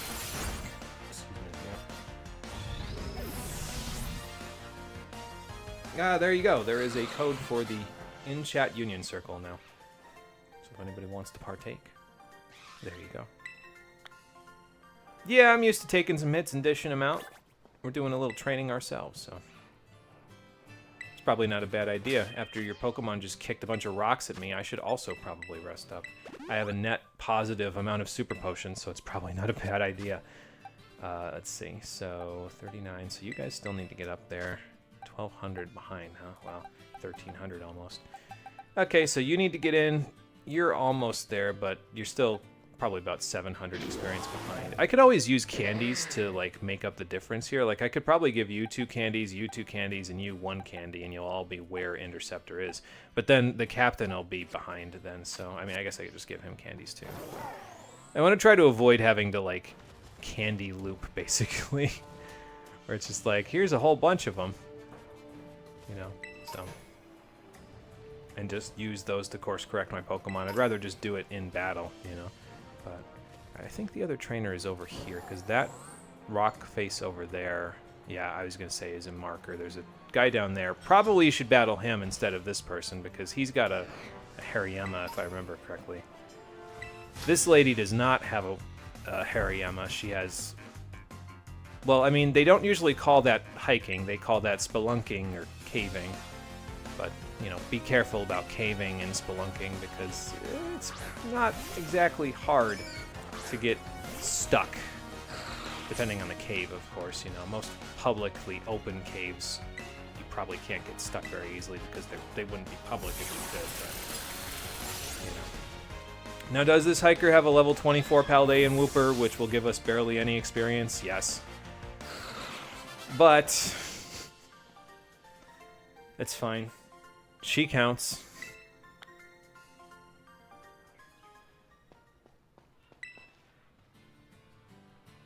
Oh my god. This is what I mean. I think there was definitely intent behind some of the dialogue here. You're a miner, not a miner. Yeah, thanks for that. It's like dire hit and dire hit. That's like the only thing I remember from Galar is them saying, is it dire hit or dire hit? I think that was Galar, or was that Kalos? I don't remember. This hill has a ton of things on it, and one of them, if I remember correctly, is the Dawnstone. Yeah, one of the 2 that's guaranteed on the world map, so there you go. Here's a Venoshock TM. I don't know what that's doing here. Guaranteed Firestone. Whole bunch of rare bones. So a bunch of money over here. Now, those won't respawn, so, you know, after you've got them, you're SOL, but Yeah, you get another oval stone out of it too, so if you got multiple Hapinis there, you know, that's probably not bad for you. And what's this? I'm going to say something I already have, a drill run TM. Okay, fair enough. Now, if I remember right, the tough trainer is right around here somewhere as well. Or am I too far away? Let's see. No, I'm too far away. She's like over here somewhere, so up we go. Just grab all the goodies on our way there. I think she's up here. Whoop. Sorry, Diglett, didn't see you there. Love the info the cards give on this Pokemon. The fact that it just drop kicks people. His boot's too big for him. Something like that, yeah. Oh boy. Oh, it's got Arena Trap. Okay, well, then I guess you get Icy Wind. Did. Oh, Mud Slap. You're gonna Arena Trap Mud Slap me? That's it, Yukiko. Don't give in to the system. That Diglett was a little shit disturber. Sorry, like I said, I usually don't like swearing on these E for Everyone games, but that's what he was. Try not to wear it out, I guess. Alright, here's one of the tough trainers here. The other one is across the way southwest of the Watchtower, if I remember correctly. So we should be able to kind of like connect to the Watchtower down there on our way to the other tough trainer. And then I just have to remember to go to the lighthouse northeast of Levincia, and we should be okay. Alright, now, I should be able to one-hit KO with Ice Beam, but I really hope I don't get KO'd back. Okay, I'm faster than Sunflora, never mind. It's fine. Oh, it's not fine, it didn't die. I was gonna say, because this is gonna hurt. Yeah, ow! Just a little bit. We'll go to Houseplant. I'm still curious about how the Throat Spray works. So let's check, because we should be able to KO this, and this trainer has multiple Pokemon, so should be a little easier to do that. Hi, Psyduck. I'll talk to you after I'm done with the fight. Sorry, I'm a little busy. He's a little confused, but he's got the spirit.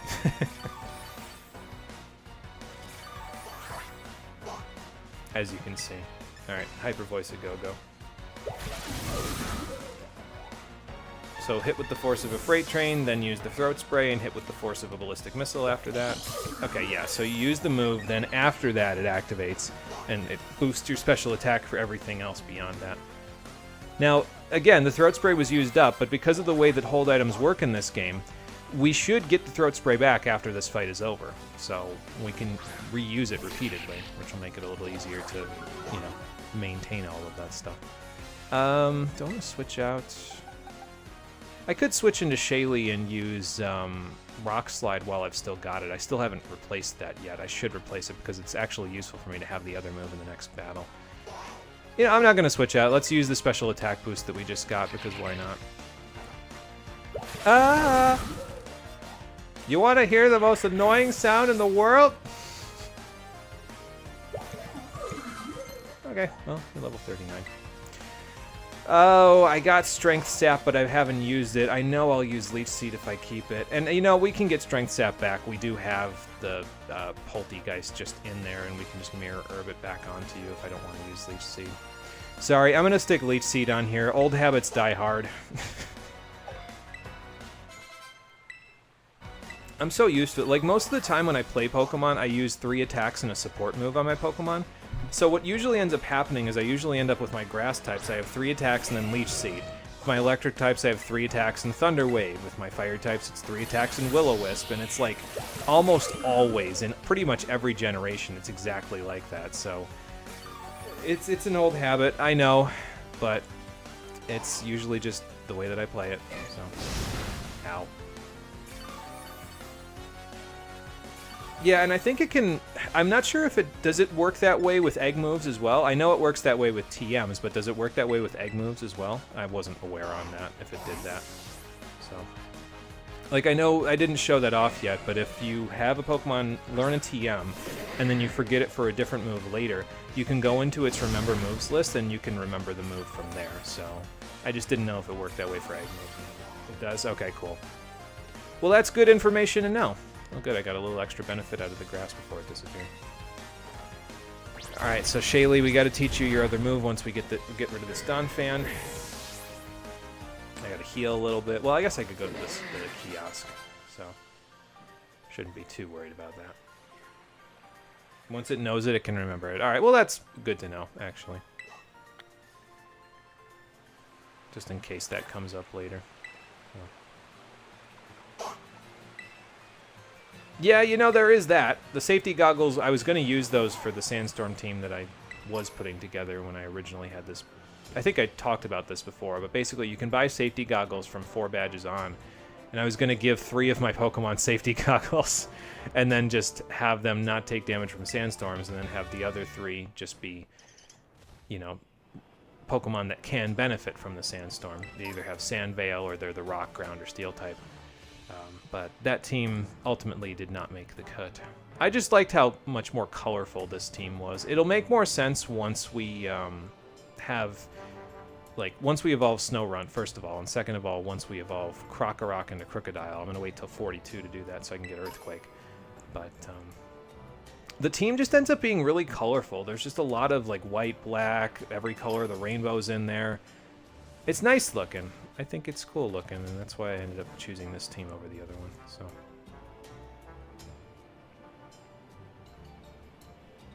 all right. So this lighthouse or watchtower, we're already dropping frames, and we haven't even gotten to Tag Tree Thicket yet. There's only 3 trainers in Tag Tree Thicket, so I probably, even though we're kind of running short on time, I might go do that area anyway. Even though it'll mean I'll be going for a little longer than 3 hours, but that. It's kind of been a trend on this playthrough so far. I've been going for longer than 3 hours in most of them, so I'm not really super concerned about it, honestly. So we'll just go take care of the 3 trainers over there. So that way, next time, we can just start from West Province Area 3 and then go there, Dalizapa Passage, and Glaciato Mountain. Gonna be a lot of trainer fighting in the next couple of episodes just because there's not a whole lot else to do, honestly. For a little while. The next, we've done all the Titans, so we can't do that. And the next Team Star base is not until after, like I said, the level cap for the next one is 51. So normally you wouldn't even take that on until you've got all the gym badges. So there's basically nothing to do other than run around and fight trainers between now and then. But we're gonna break it up a little bit. I think I mentioned it earlier, but after the 7th gym badge, we're going to go do the 4th Team Star base. I haven't figured out which of the 2 I'm going to do yet, but we're going to go do one of those beforehand. Technically speaking, now that I have the Lucky Egg, we could do both of them at any point in time because I could just raise the specialists that we're going to use for them off screen with the Chansey grinding. But I don't want to do that. Because, unfortunately, once you've done all of the Team Star bases, it cuts you off from going to school after that. Because the ending, sequence for the Team Star battles happens in front of the school. And I can't go to class if Team Star is hogging the front entrance to the school, basically. So, you can't get into the school, as far as I'm aware, without resolving that conflict. So, to prevent that from happening, I'm just going to, take my final exams first before we resolve that storyline. It'll just be easier on my schedule for the classes and stuff. So yeah, so that's the plan. Nothing stopping me from doing one of the bases out of order from the regular level order though. So all right, I think the last tough trainer's up here. I don't know why I just healed before I went to the kiosk, but well, I guess it was because of fighting the Gimme Ghoul, but you know. Yeah, here she is right here. Oh, Dragon Tail TM, that's not bad. You know, I'm gonna... You got Moxie, kid? Boy, do I. I have a Pokemon with Moxie. That's gotta count for something. Grab these items first, though. Let's see. So the person that gives me the item for this is over at the Zapapico Pokemon Center, so we'll go there first, then we'll pivot over to Tag Tree Thicket, and we'll just go inside. Shouldn't be too bad because Yukiko should be in pretty good shape to take on Tag Tree Thicket. A lot of grass types in there, if I remember correctly. So 25, 35, 36, 41. Well, it's a good thing you're going to be getting a lot of experience from this next battle, Shaylee, because you're gonna be moxieing all over this lady real quick. Hey Chuck, how you doing? Welcome back. What's up? Snover makes you feel cold. I can imagine that, yeah. I can see why. Visual glitches. Woo, they really are just everywhere. Yeah, it's hard to escape them in this game, so. Focusing on your academics first? Mom must be proud. I would hope so, honestly. It's what she wanted. She wanted me to go to school and finish everything out, so. Anyway, I'm going to actually teach Aerial Ace over Rock Slide for 2 reasons. 1, I won't need to hold a wide lens with Shaylee if I teach her Aerial Ace. And 2, it surprisingly fits into the team's like super effective moveset pretty well. It means we don't have access to a rock-type move just straight off the bat, but we do have Stealth Rocks to help out with that. We can just set those up if we're anticipating any fire types or flying types, anything like that, bug types. And, you know, if we just set those up, they'll take extra damage from those. But also, if we really need those moves, we always have King Hitora now, because we literally have a Colossal, which takes up not only rock-type moves, but also fire-type moves, which the team has only 1 of at the moment as well. So, I'm not really too worried about it. And also, once she starts Moxie boosting up, it won't matter that Aerial Ace is a 60 base power move. It will still annihilate things. For example... Hisuian Avalugg is crazy in PU on Showdown. I'm trying to picture Hisuian Avalugg, and I don't even know the difference between the two, honestly. Is it Ice Rock type, if I remember correctly? I think that's one of the things about it, but I could be misremembering. So. Alright, well, she asked if there was Moxie. Let's show her some Moxie, Shaylee. It's an Ice Rock type? Okay, gotcha. And it's so strong. I can imagine, honestly. I feel like Avalugg's one of those Pokemon where if you don't have a good... Like, I know it's Ice type, so even with it being Ice Rock type, it's still weak to stuff like Stealth Rocks, but, like, I feel like it's a Pokemon where if you don't have a good answer for it, it can really mess you up, you know what I mean? So, I'm just gonna bulldoze. If this thing has Sturdy, that's fine. Let's do it again. It does have Sturdy, that's fine. Oh, is the Hisuian one Ice Ground? Okay, gotcha. Yeah, I haven't played Legends, so I don't know the difference between the types in that one.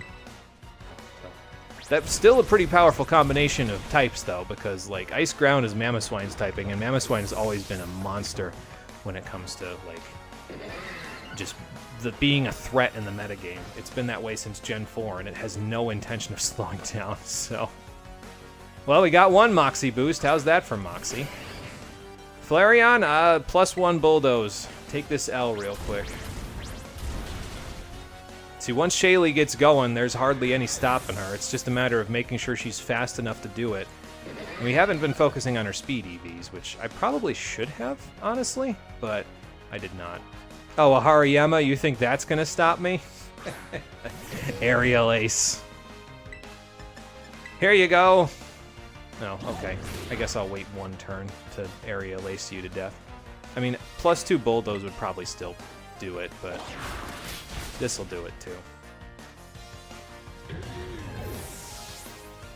Let's see here. Oh, it is Ice Rock? Okay, gotcha. Quad weak to fighting and steel, weak to groundwater and grass. Didn't list all the weaknesses. Yeah, I mean, I could figure it out based on Ice Rock. Is Ice Rock a unique typing? Like, has there been an Ice Rock type before that? I feel like that's a new thing. I know they had Fire Rock, but I don't know if they had Ice Rock before that. What is autocorrect doing? I don't know. Good question. Me and Lucario with Mach Punch pulling up to the Isolants. Yeah, quad weak to fighting is not a good thing, but I mean, hey, probably when you get to PU, there aren't a ton of really good fighting types left by the time you get there, so I could still see it working pretty well. I didn't even read what she said. All I was thinking about was getting away from that Diglett. Alright, let's go collect our prize real quick, because we've fought, at this point, 9 trainers here in this section. And we'll go fight the 3 trainers in Tag Tree Thicket. That should take all of, well, it might take 10 minutes. I was going to say 5 minutes, but considering the fact that that place runs like Blighttown and Dark Souls 1, it might take 10 minutes to go find all of them. And also, that depends on whether or not we get ambushed by an entire squad of Passimian. I'm going to call them a squad because they play like a football team, so... They look like a football team, too, so... It literally is defense. Base 108 HP and 181 defense. Like, bro, took 55% from a Pawmot close combat? Well, that's nuts. And that's quad weak. Oh, my lord. I mean, Pawmot's pretty strong, all things considered, but that's pretty good. So, all right. So our prize here is a punching glove. It prevents direct contact with targets and still boosts the power of punching moves by 10%. So it's kind of like protective pads and muscle band, only it only affects punching moves. And I guess it still has the same effect as protective pads, but I don't know.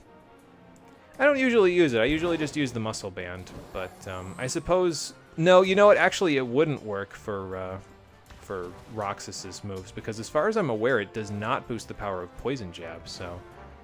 That's a little unfortunate, actually. I feel like it could, because it's a jab, but... And I would say, then again, you know, Roxas seems to just kick everything instead of punching it, but... I mean, that's literally true not only of Poison Jab, but also of, you know, Thunder Punch and Fire Punch, so... Alright, are we ready to go into Blighttown 2.0? Oh, and you have Iron Defense Body Press? Yeah, that would help too. Your Pawmod has Revival Blessing and a Lepa Berry. Does that work?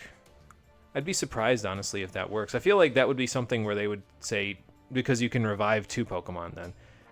I feel like they'd be like, yeah, no, that might be a little too strong. Maybe we should not let you do that. But I could be wrong about that. I don't know. Alright, in we go. It's already chugging. Good lord, this place is bad. There's a reason why I barely ever come here. And this is it. I wonder if, because if I remember correctly, there was a demo of this game that just came out recently. Not a demo, but like somebody showed off how this game looks on the Switch 2. I wonder if Tag Tree Thicket runs better on the Switch 2, because God, it's awful on the Switch 1. I don't think running this game at a solid frame rate like justifies the price tag on the Switch 2 personally, but like I guess it would be a nice bonus if you just never picked this game up until now, you know. Oh.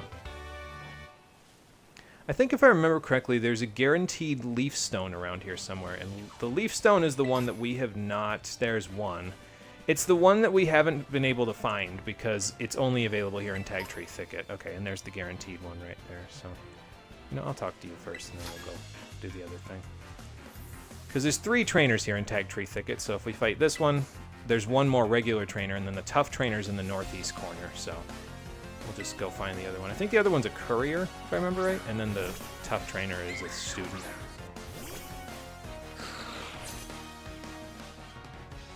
It lets you do 2 revives? Wow, that's nuts. Wonder what both legal and illegal Pokemon battle item markets are like. Chuckin', not juggin'. Hope it does. Yeah, Lag Tree Thicket, more like, exactly. Maybe if we had a little optimization. But we don't have enough rupees for that. Hey, Goober. Silly little Pokemon. Mimikyu. Well, this is gonna bust its disguise, but... Yeah, you know, I don't quite like that sound effect as much. In Gen 7, I mean, I have my own misgivings with Gen 7, but the sound effect for Mimikyu's disguise in Gen 7 was just like, it was just this sound, and it was just so much more satisfying here, just go, I don't know, maybe I'm just weird about it, but like, I just found that more satisfying than the little thing that it does here. I use Beam Attack. Should check out the frame rates here the next time you play. Yeah, because I gotta imagine, I think if I remember correctly, and this is the weird part about it for me though, is that, so the game on the Switch 1, it targets 30 FPS, but from what I understand, the speed of the game is tied to the frame rate. So my understanding, and I could be wrong about this, I'm not an expert in this in any regard, but my understanding is that if the speed is tied to the frame rate, if you increase the number of frames, you just increase the speed of the game. So how did they get it to do 60 FPS on the Switch 2 without, like, changing the way that the game fundamentally is coded if the game's frame rate is tied to its speed? Or rather, speed the other way around. Speed is tied to frame rate. Like, wouldn't that require, like, messing around with the coding in a way that's really, I don't know, more than what I would expect Game Freak would be able to handle? Sorry, I'm harping on them, but like their games have always kind of been spaghetti code, honestly. Like there's been a lot of cases where it's just spaghetti. Oh, good, a bomb mushroom. Nice. I guess you'd get a lot of money by running around here and finding those, but... We also found a sweet apple a minute ago. That one will evolve your Applin into, I want to say, okay, there's a Tart Apple. That one evolves into a Flapple, so the Sweet Apple evolves it into Appleton. Oh, I thought I ran into a Fungus. It's an Impidimp. All right, cool. No, I should be able to just Ice Beam you there. Ow. Dick! You're doing a Grass-type only run, and Dipplin is crazy. Bro took areas, annihilates, Ice Punch, no problem. Wow. Conspiracy theory. This was the plan all along, to convince people to get the Switch too. I mean, they're doing a lot to market it, right? Like, they're putting all of the GameCube games that they were like, oh, the Switch can't handle this. It's not powerful enough to put these GameCube games on it. And they're putting them all on the Switch too, because it's more powerful hardware. They're, you know, this game sold like crazy despite all of its problems. So they're going to want to make it run as best as it can on the Switch too. So they're going to market that. So the marketing, at the very least, is doing the right thing. It's just, is it worth the price tag for people? I mean, like I said, for me, no. But, oh, there's Lumberries here too? Okay, I didn't know that. Again, it's not a wonder I never found those dang things, because, like, I never come here. So. What are you looking for, sir? I don't know this area very well, but maybe I can help. South of here, actually. Also, the games aren't that overpriced. Hear me out on that one. Switch less than GameCube power, huh? I think it's because it's portable. I think that was the reason, honestly. It might be just as strong as the GameCube is, like, power-wise, but I think it's because the Switch had to be portable. Although, again, the GameCube was, like, generations ago at this point, so you would think, but I could see it because of the portability being a problem. Spent most of your time today at Blueberry Academy, and it looks fine, maybe a little sharper and less grainy. Breath of the Wild was $60 after inflation, now it's $76.83, so the game's being $80 isn't that bad. Do you like the built-in Ethernet port? No. It has an Ethernet port on it. Now that's interesting, because this game, like the Switch, one of the problems with the Switch is that the Wi-Fi kind of sucks on it. I don't know if it's like a Wi-Fi card on the inside, but it's not the best thing in the world. It has communication issues. Like, I don't know how frequent they are. I haven't really played Switch Online all that much, but my friends complain a lot about communication issues with the Switch's Wi-Fi, so if it has a built-in Ethernet port, that's nice for online play, for sure. So maybe they'll be focusing more on the online play with the Switch, too. If they're going to do all of that, you know what I mean? That probably means that they're going to focus more on the online stuff. Oh, look at Venomoth. And a Mimikyu. This pond here is actually one of the only reasons why I've ever come into Tag Tree Thicket, because you can find wild Barboach here, and if you want to make more Earthquake TMs, you're going to need Barboach, whatever the material is from wild Barboach. I don't remember what it's called. I think it's like Barboach Mud or something like that. But you're going to need more of that. So now you can find wild Barboach in South Province Area 5 as well. I didn't know that at the time, so that's why I came in here. But yeah, so there you go. Alright, let's see how tough this guy is. We'll go see what's over there.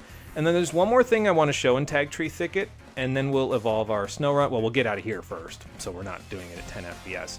We'll evolve our Snow Run finally, and then we'll, you know, get ready to shut off for to wait for the next stream.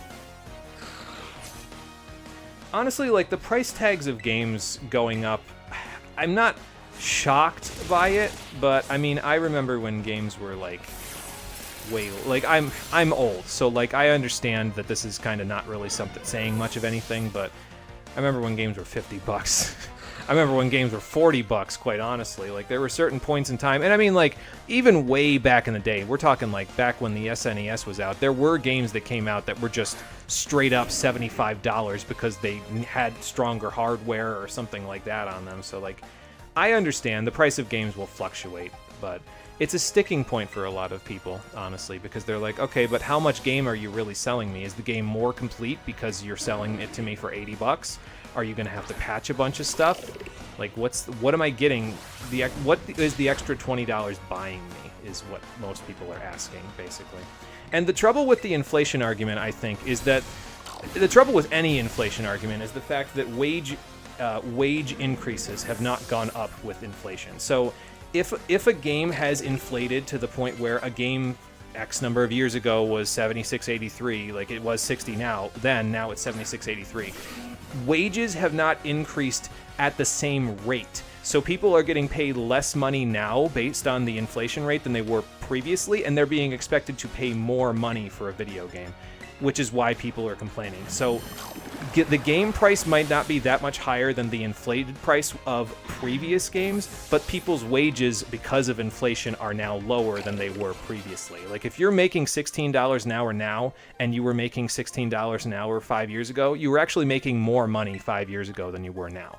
So that's why people are complaining. It's not a matter of, well, you know, if we adjust for inflation, it's, well, my wages have not adjusted for inflation, so why are the games adjusting for it? That's the problem that people are giving, honestly. But so yeah, it's the inflation part. I can see why people would complain about that one. So, oh, Shadowclaw TM, that's nice. 2-star Terra Dragon Impidimp. Yeah, I'll just take the LP. All right, now I need to just find this other place. Okay, it's not too far out of the way. It's right over here, actually. So, remember fighting a Soak, Terra Electric, Terra Blast, Dondozo? That is really goofy and good. Why not online subscription services? Sorry, but can't help turning your nose up a bit at the bad press. 10 FPS, you're giving it too much credit. Back in my day, the good old days when you could rent a game at Blockbuster. Oh, God, I miss Blockbuster. I miss Blockbuster and Family Video. That's how I found so many good games way back. Like, even, honestly, like, not that long ago. And I mean, I guess 15 years ago was a while at this point. Well, it wasn't quite 15. It was like 13, but that's how I found Dark Souls. And genuinely, me finding Dark Souls from renting it at a Family Video, it turned me into a better video game player because I sucked at video games back in 2012. Rented Dark Souls, all of a sudden had to get good. And hey, you know what? It worked. I've played games much more efficiently now than I used to, if you can't tell from this playthrough. The people that I was looking for are behind me. I'm just grabbing all the items around here. Because I don't know if a lot of people show this off. They kind of just come in here and see that it runs like Blighttown and they leave, but there's a bunch of Team Star people over here. What are you guys doing here? Oh. What do you mean no one fights here? Are you guys pacifists? Hi. You guys dropped out of Team Star. Excuse me. Yeah, I'm kind of going out and busting out the bases one by one, busting them up. Okay. Well, thanks for welcoming me anyway. And they'll give you the Star Sporty Cap as a result of this. It's a cool little place. I don't know why nobody points to this place, but it's just an interesting NPC interaction in Pokemon Violet, which never happens. So, and again, it's surface level. There's not a lot going on here, but like, there's just a bunch of Team Star pacifists just randomly chilling out in the middle of the woods. Now, granted, this must be a horrid existence because of how low the frame rate is on this place, but it's just interesting. They never point you to this. You just look on your map. Oh, there's a little building over here. Let me go look at it. So it's just a nice little organic thing. And again, I'm always about the little things when it comes to games. So me finding this just little thing out in the middle of the wilderness with nothing else going on, it's like, wow, huh. That's interesting. Wouldn't have expected that. Amount of times you checked out The Lion King for NES. Oh my god. So I'm not that old. The oldest game I've ever played, let me think about that. I mean, I guess I've played Super Mario Brothers, like the old OG version, but I played it on like an arcade machine, so I don't know if that really counts. I never had an NES. The oldest game that I've played that was like a home console-esque game was the Final Fantasy Legend, and I think that came out in 1990 or 1989. I don't remember which one, but yeah, that's the oldest game that I've played. But yeah, no, there were quite a few games all the way back that it was like I had to beg my parents, like, no, can we just rent this, please? Oh, you're not quite done with Special Attack yet? That's okay. You don't need to be, because as the last little thing... Oh, wow, you actually got up to 39 while everybody else is still there. We're going to have to get you guys all caught up, but Yukiko still needs to get a little caught up anyway, so we'll work on that. But yeah, as the last little thing that we'll do, I got to celebrate the fact that I've got 2 Lumberries here, but that's not the only thing we're celebrating. We are going to check out all the new items in here. And then let's go grab one of the other Dawnstones that we've got, because after all of that fighting and all of that training, I think Yukiko deserves a promotion as well. The captain, the lieutenant promoted to captain this time, so why not promote my Snow Runt into a ghost?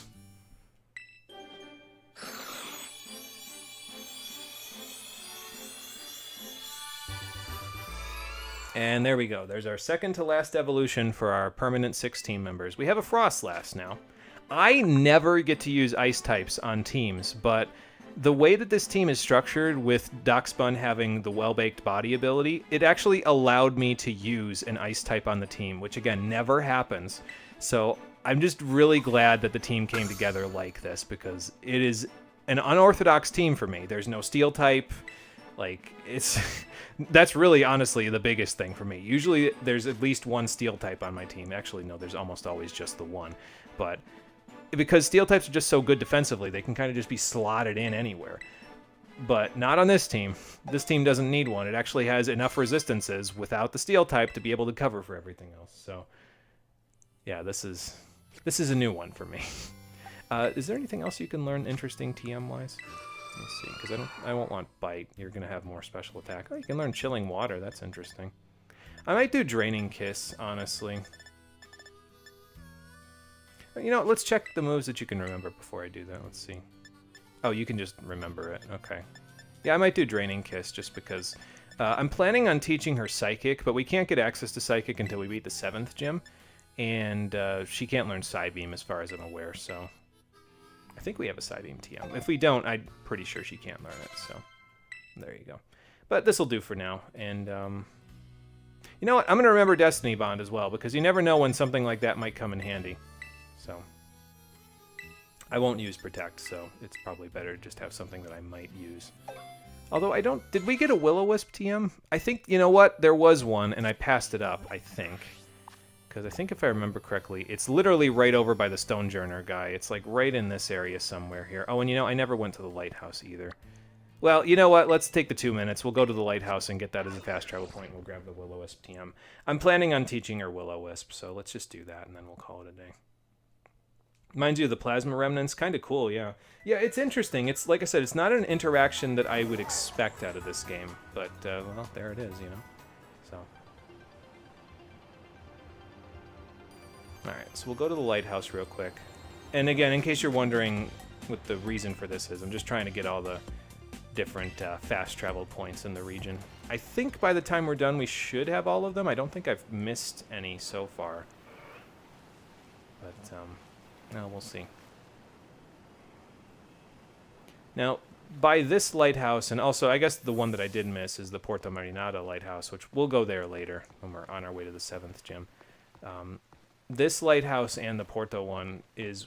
You can find, like, Wild Grimer here and Wild Rotom around it, which is not something you can normally find in most places, but you can find them around here in case you're looking for them.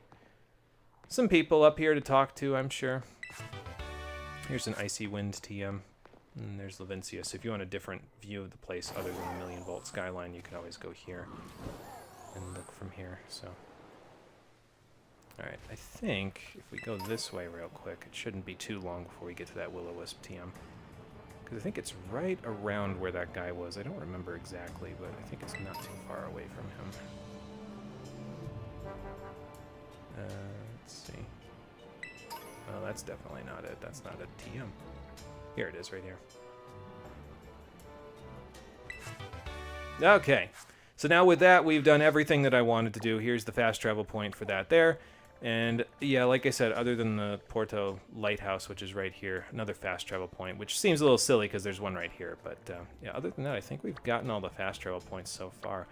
But we still have some more training that we need to do before we will reach the level cap for the 6th gym. We need to get up to level 42. Thankfully, there are a ton of trainers in West Province Area 3 for us to fight. We actually need to fight 5 in order to get the prize out of this one. There's like 15 trainers here, so we might be fighting a whole bunch of them on the next episode of Pokemon Violet, the Stream Edition, which will be happening on Saturday at 7:30 p.m. Eastern Daylight Time. And probably what we'll do is once we get up to 42, we'll take on the 6th gym, we'll go do classes, and I don't know what I'm going to do after that, because it's basically just that, classes, then get to 45, that gym badge, classes, get to 48. So we'll figure out if there's anything extra I want to do in the meantime. Maybe we'll go catch a few more of the Pokemon that we need to fill out our 4th box. I'm not sure yet. We'll figure it out. Either way, thank you for watching, everybody. Appreciate you checking out the stream. I'll see all of you on the next one, which, as I said, will be on Saturday at 7:30 p.m. Eastern Daylight Time. Until then, everybody, take care and have a good one. As for me, I've been all over the region in hot climates and cold climates. I'm going to go get myself a nice cup of hot tea. Well, I would say that, but it's blistering hot in my room right now. Maybe cold tea. Maybe I'll get some cold tea before I catch a cold of my own. We'll see.